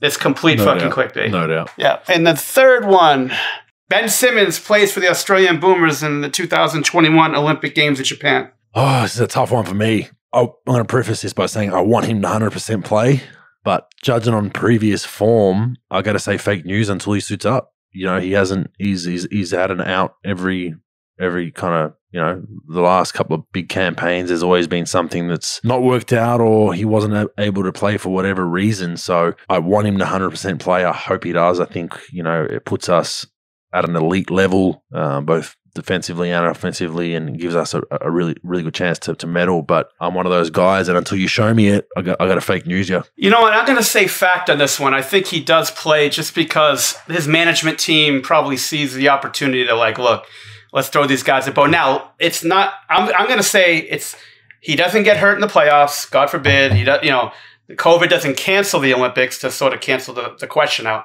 So those two factors, if he is healthy and he doesn't get hurt in playoffs, that he will play just because he's gotten so much shit for it. I don't know. I spent about a week with the kid in China with Nike.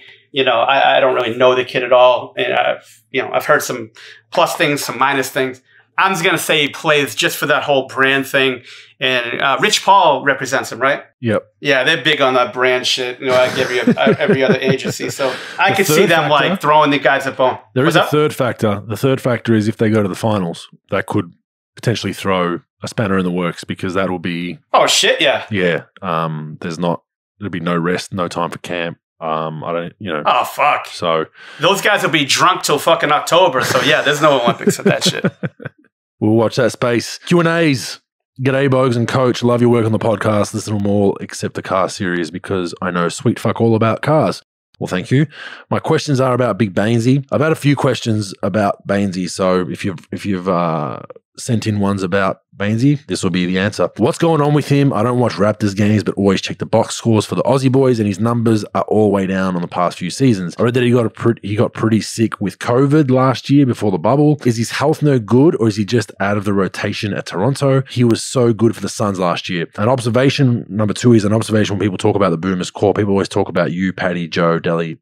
Bainesy seems to get overlooked a lot. I even recall you doing it yourself a couple of episodes ago when you spoke about the Boomers camp, the core group. Bainesy's name not mentioned amongst the senior playing group. You might not be able to speak about this on air if there is an issue. Keep up the good work. Hopes for you to one day visit Melbourne and I can take you to all the bad fast food places, basically. That's from Bakes in Bundura. Pro, I have no idea what's going on with Bainesy.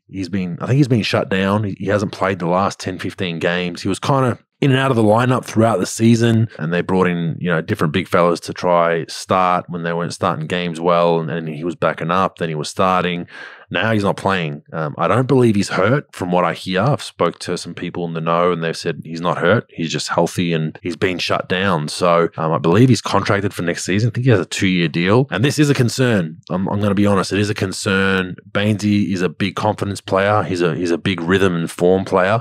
He carries a lot of his form from, national team to NBA and vice versa. Last season, he had a fantastic run in the bubble with Phoenix, shot the shit out of the three, did a fantastic job. So I have a bit of concern because he's our starting big man. He provides so much. Big body. He can roll and pop. Physical, good rebounder, and shot the ball at a high clip for us in 2019. So we need him raring and ready to go. And as far as your observation about me not including him, that just was probably the same as me thinking Pat Riley still coached the Lakers. It's just a bit of a mistake from my side of things. But yeah, Bainesy's an integral part of that group. It's Patty, Joe, Dally, Bainesy, and myself. Now I'm gone, so it's those four. And for us to have any chance for a medal pro, we need Bainesy to be at 12, 13, 14 points at a decent clip.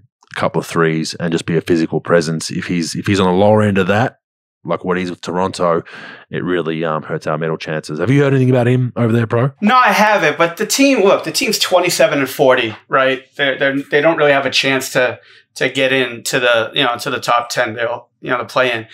And look, they're probably shifting some things. That the roster's a lot different than it's been in the last couple of years. They're trying to probably do some different things to get some life in there. And maybe it's just not working for him. I have no idea. I have no intel on the information on the perspective of it. So I don't know. He's a hell of a player. Like you said, confidence is a big part of all players. And I think that, you got to play him. He's not one of those guys that's just going to kill you, for 40 minutes and put up 30 and 20. He's going to do certain things. He's going to screen. He's going to be smart. He's going to be tough. He's going to be a good presence. He's going to score when he needs to be.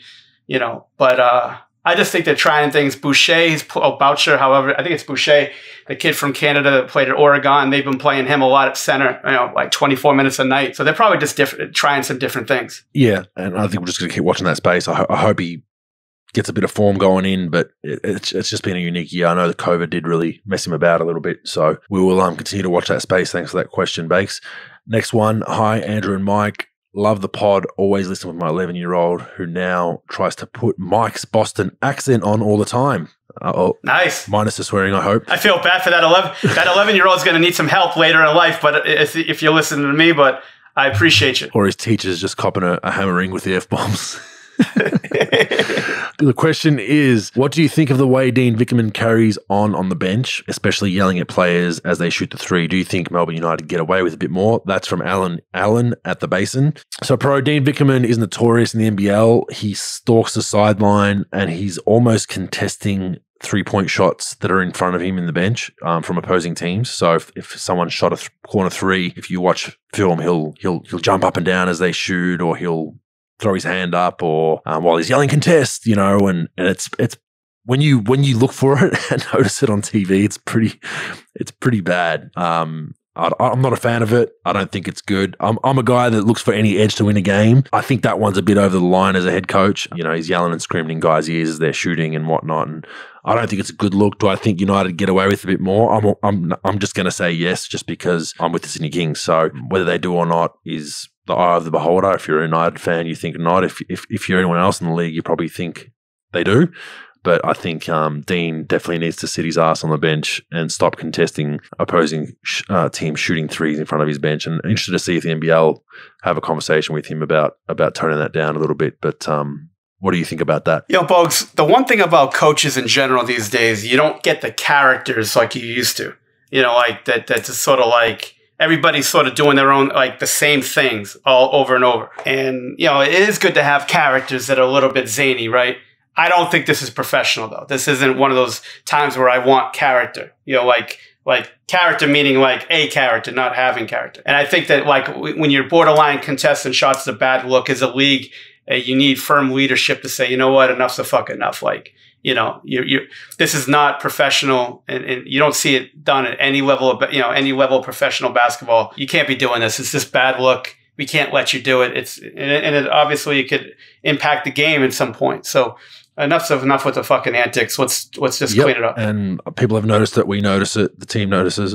But it's just, one of those things that they hopefully will have a conversation. It's not a huge deal. It's arguable whether it's in the spirit of the game, but hopefully they have a conversation. Next one, hi Bogues, I'm a diehard Warriors fanatic. Thank you for everything you did with your 10 years here at the Dubs. Definitely an all-time fan favorite. I have 2 subjects that I'm curious to know about. It's known that Mark Jackson didn't see eye to eye with Warriors management. Can you share any specific incidents and elaborate on how serious they were? And how did you get along with Coach Jackson and personally feel about him? And number 2 was, is it common for players to have bad games due to having a poor pre-game nap? I know I don't always feel as great as I want after a nap. Thank you for my time. And this guy's last name is Vu, I think. So he calls himself Skip to my Vu. The pre-game nap thing, yes and no. I mean, the problem is on the road, you can have all kinds of shit wake you up. If you're staying in New York, there's sirens blaring, the cleaners come knock on your door. People making noise in the hallway, so you just got to kind of adapt with what you can. I wasn't a pre-game napper unless we got in really late and I couldn't fall asleep for some reason. I'd nap a little bit if I went West Coast to East Coast because I'd stay up till 2-3 in the morning East Coast time, which is 11, 12 where I was, and then get a shorter sleep and then have to have a little nap to make up for it. But I wasn't a big napper. Some guys need it. If they miss that nap, they're screwed for hours. But I wasn't one of those guys. But going on to the Mark Jackson thing, look. There's no secret that the management, there was definitely a disconnect there. The biggest problem he had was when he kicked Jerry West out of practice. And that's been pretty well noted. He felt like, I guess there was some rumors that Jerry West was the branch to the front office. So he'd sit in practice and then report on, whether practices were good or bad and go to the front office. And for some reason that bothered Mark, and Mark and Jerry didn't get along well. And Pro, I think, when you kick the logo out of your gym, it's not the best notch for your resume. So there were some issues there. Look, some players liked him. I didn't love him. I didn't hate him. I didn't love him. I didn't like the way he went about the off-court escapades with the church stuff and all that, which is well noted, which is we think is right to do. But at times it felt like a recruiting service within an NBA locker room. But some guys liked that, some guys didn't. But like I said, once you shit on the logo, your days are numbered, in my opinion. All right. So with pregame nap stuff, I don't know about players. I know some players have strict regiments with their sleep times and things. I never got affected by it as far as a coach, except one time. So every time we would go in, I'm a huge Disney guy. And every time, usually we came to Orlando on a back-to-back. And so we got in late at night, 3 in the morning or whatever, 2 in the morning. And then we'd have nothing that next day. And then, we're coming into the game. So it's either a film session or, and then you got like 4 hours or 5 hours before you got to go on the bus. So I would go to Epcot Center, do a lap, grab lunch, and come back. So I had to no sleep. Literally slept like 30 minutes the night before. Literally fell asleep for about 20 seconds on the bench, behind the bench. Now, thank God no one ever fucking cares what I have to say, so no one caught it. The long blinks? Look, dude, I had the long blink. First thing I did was look at fucking Carlisle to see if he saw it. Second thing I did was look at the scoreboard to see how long I fell asleep for. Literally like 20 seconds. I fucking fell asleep, but nobody noticed because, again, nobody gave a fuck what I had to say. But it was pretty fucking funny. The second thing with Jackson, look, I've heard from inside sources, the guy was in some ways a really good coach in the sense that got some players to like him. They got him to buy in. He sort of tried to have some level of, unity on the team in some regards. So in that regards, he sort of started the whole process of them being a really good team. Did he take them over the edge? No, he did not. But the stuff that you can't do as a coach, you can't kick out fucking the logo. You can't kick out Jerry West. You can't instruct your staff not to talk to the front office. You can't bully your staff. You can't bring religion into your locker room. You can't. Some players might like it, some might not. So, that's the main reason why I think he's not coaching right now, because it was such a fucking disaster with not the record. The record, I mean, he built that up to be a pretty good deal, but it's the other stuff. Bob Myers and those guys gave him a fucking life raft. They gave him his first job. So, why are you going to, shit on what they're doing by and I think that Bob Myers hired him, I'm almost positive.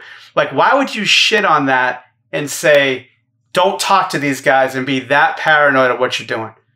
You know, like, and that's just, and that spreads through ownership, that spreads through your organization, that spreads to your staff. You know, you had the whole Darren Erman thing where recording stuff because he was getting bullied. Like, that is a shit show. And that's the funny thing, because some NBA teams, you look at it and you're like, wow, they're a well-oiled machine. And it's literally a fucking hamster running on a fucking treadmill inside the organization as in a fucking circus performance going on inside. It's a fucking carnival. You know, it's a shit show. And that's why Mark Jackson isn't coaching today. I think Mark Jackson should coach today. I think he's probably learned a lot from that. I don't think he'll repeat any of that shit. Although we talked about how guys just keep doing the same shit over and over again. But you have to have you may not love the front office. You might think like everybody's chasing credit. Every coach thinks it's probably they're the reason why they won a championship or they're good. And the management's like, well, it's the fucking players and this is what we've done. And the players are like, fuck both of you. We're the reason why we win. So like everyone's chasing credit. But with Jackson, it was, you can't alienate your team and your staff from your front office and then bring religion into it where you're almost not forcing, but you're heavily telling people you should come to my church service in my church.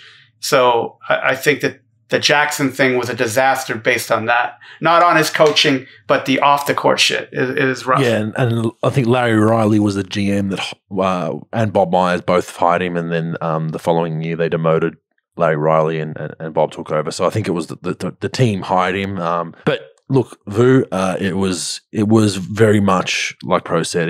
There was a sentiment of the coaching and players versus the management. There was like we were two separate teams, and he kind of related as like, hey, the GM doesn't want to pay you or they want me to trade you, and he tried to really build up an us versus them mentality within the organization. I'm not sure why, and that's not healthy. And then I think once they caught wind of that in the front office, that's not a good thing. And then I think the Jerry West booting out of practice thing just snowballed into everything else happening. So it wasn't great, and like it was a shame because we had success, like Pro said, we had success.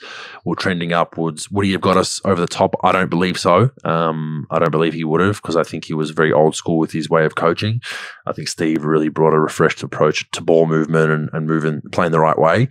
But he got us to a point that should be respected, and I think he definitely helped build that. So thanks for that question, Vu. We'll finish off in true Greg Foster fashion about the craziest coach-player blow-ups you have seen. My one was interesting. I was with the Milwaukee Bucks. Larry Krysowiak was the assistant to then Terry Stotts my second year. We had Charlie Villanueva at the time, right? And look, Charlie was a very talented player, wasn't the most physical, was labeled as soft at times, like would avoid contact and whatnot, but very, very talented player. And he was, we're having a decent year, but we were kind of underachieving. I think we're just a little bit below 500. And Charlie got hurt.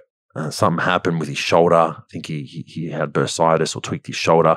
He was out for a little while, and there were some questions about whether it was legit injury, the usual shit that every player gets from other players on the team and coaches, and not that he was faking it, but there's always questions about, could you play through it, and so he finally came back for a practice session. I remember this to this day. So Larry's the assistant, and we did the man on the island drill pro. So basically you were on defense till you had to get a stop. So not an ideal drill for Charlie Villanueva, might I add. It just wasn't a strength of his, and I think he'd be the first to say it. He wasn't known for his defense. This poor bastard he got stuck on the island. It felt like eternity. You felt bad for him, right? So, basically what that drill is for everyone listening is you're on the split line, and there's a player on each wing and a coach in the middle, and he throws it to one of the guys on the wing, and you got to close out and play one-on-one. Guy scores a bucket, so then he has to go back to the middle, and then a new guy goes on offense on each spot, and you just keep going, and generally you have to get a stop to get out. And it got to the point, Pro, where like dudes were hitting step backs, like dudes were actually hitting tough shots at one point where it was like you felt bad. You're like, man, like you like hope someone missed, right? Right.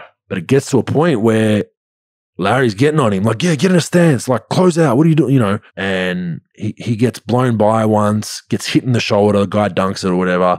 He quits the drill. He says, I'm done, like my shoulder. I'm done, my shoulder. And Larry Krysowiak was like, oh, my shoulder. Oh, look at me. Like was being passive aggressive. Look at me, everyone. My shoulder hurts because I can't get a stop. And I was like, everyone was like, oh shit. So Charlie's like, now, like, what did you say?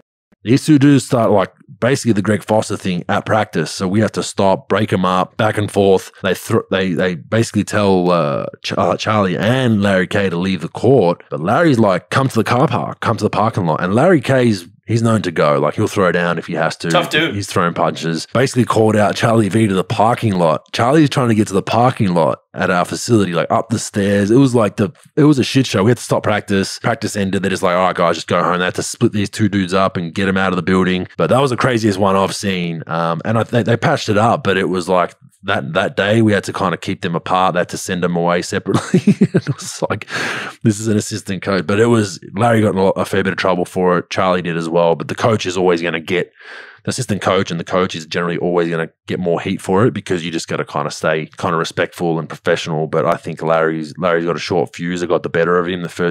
He'll admit that. But that was kind of a crazy one. What do you got? You'd have some good ones too. Yeah, I haven't really seen anything like that where like they have to like you see sometimes assistant coaches and things, get heated with players, but probably like the Carlisle Rondo thing, even though it wasn't a huge deal, was pretty like intense, where like a guy calls a timeout, just to get the guy off the court, and Rondo's screaming at him and he's screaming at Rondo. He kicks him out of the huddle, and that was sort of ended. Again, it's not as long a story as you did, but I've just never seen it where like he calls a play. I don't know if, again, I don't know any of the fucking plays, so I don't even know, but like I think he like walked it up the floor or whatever. Rick calls a timeout. Fucking, he's yelling at Rondo. Rondo's swearing at him, like passing him and, to go to the bench, and then like, spreed into the locker room. I didn't see much of it, but like, then he gets suspended and whatever. And then they just sort of kissed and made up a little bit until the playoffs. But was the frustration about pace? Is that what that was? I feel like the frustration was that Rondo was mad that, because Rick calls every fucking play down the floor. I think Rondo was a bit pissed about not being able to just flow and run some transition first. Is that what it was about? Yeah, I think so. Both those guys are what they are. Like, they're both savants on offense, right? Like, Rick's really good at it. Rondo's really good at it. They think they have all the answers to it for the most part, and they've had a good history of doing it. And I just think when you get two of those guys in the middle, I don't think that there's one guy to real blame for it, really. Like, I'm not trying to stick up for anybody. I'm just trying to be as honest as possible. Rajon was raised with, Doc, who sort of ran everything ATO-wise, but as far as the plays that are being run and whatever is being done, Rondo would run it outside of ATOs, and he would respect that. Those guys have been at each other's throats for a while, but they sort of lived in that moment to be able to do that. Where like Rick wants to call plays and wants to sort of run it because that's how his brain's, sort of wired. That's what he does. And Rondo just thinks he should be doing that except ATOs. And Rick just got him. I mean, we just had him for a couple of months, so It's not like, it's not like he was a rookie under Rick. We traded for him, so like he's already into his like, I don't know, 9th, 10th year, whatever it was. And, Rick and him have no history. So I think it's tough with no training camp, with no time to sort of try to get on the same page.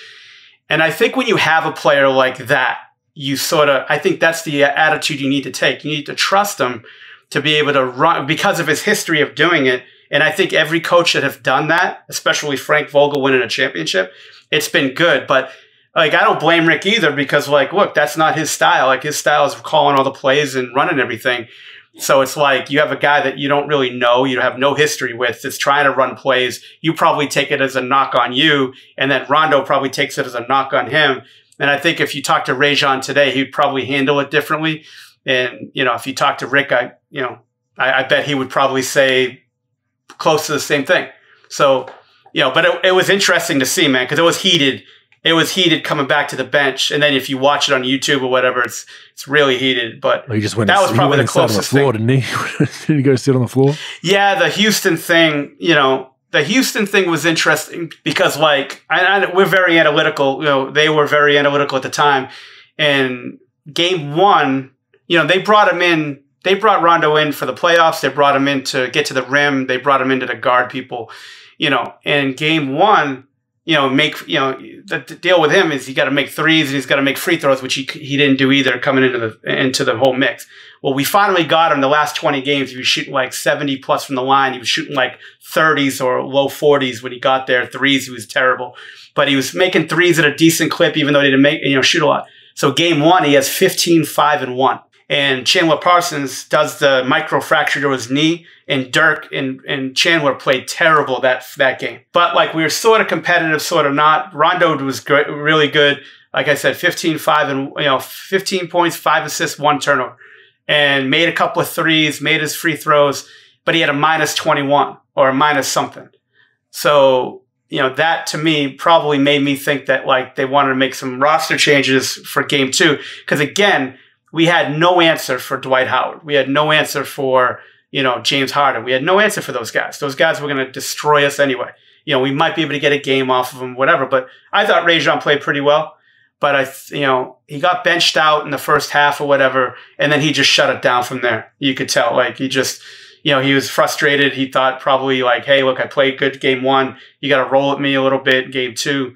But they didn't seem that way, and I think he was frustrated over the time and the minutes, and he handled it the wrong way. Sitting down. The funny thing was from that was because we heard from not being in the team was that he wanted to run more pace stuff, and Rick wanted him to slow it down. So then there was the infamous Rondo slowed it down so much that he got an 8-second call in the backcourt. Oh yeah. It's hard to say what he wanted to do there, but like he'll never admit what he wanted to do. And, what have you. It's a bad look though. It's like the 8-second call and then sitting down. Sitting down at the other end of the floor. Like, look, just fake an injury. You know what I'm saying? Like, or just go through the motion. Like that cost you a lot of money in free agency, because from there is always 1 and 2 year deals. Look, I think Rajon's probably my best friend. If you want to say players could be your friend, he's probably my best player friend in the NBA. Yeah. Like I've known him since he was at Oak Hill Academy, and we have real conversations, good, bad, or indifferent. So I have no problem saying if he's right or wrong on things. But on that one, he probably should have handled it differently. It probably would have helped him going forward. He could have, left the team after the end of his playoffs. If he didn't want to be there, that's fine. But then, like, on national TV, regardless of whose fault it is, well, it's all your fault because of the fact of how you handled it at the end. And you probably could have handled it better. But, hey, look, you learn from those things. You talk to him today about it. He goes, look, I should have definitely handled that situation different. But, again, when you have a player that's a champion, 4-time All-Star, he comes to you in a trade mid-season, there's a lot of, like, emphasis on him when he gets there. And for the season not to go the way he wanted it to, and then the turbulent stuff with the Toronto game and this, like, it's probably a little bit of a bummer for him.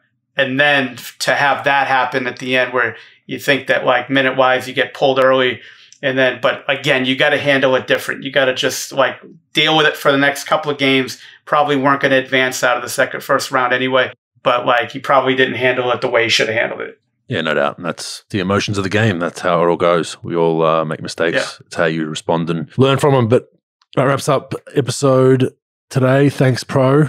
Been a good one. Insightful. Hopefully we got our Boomers picks right, and we'll see how that goes in the next couple of weeks.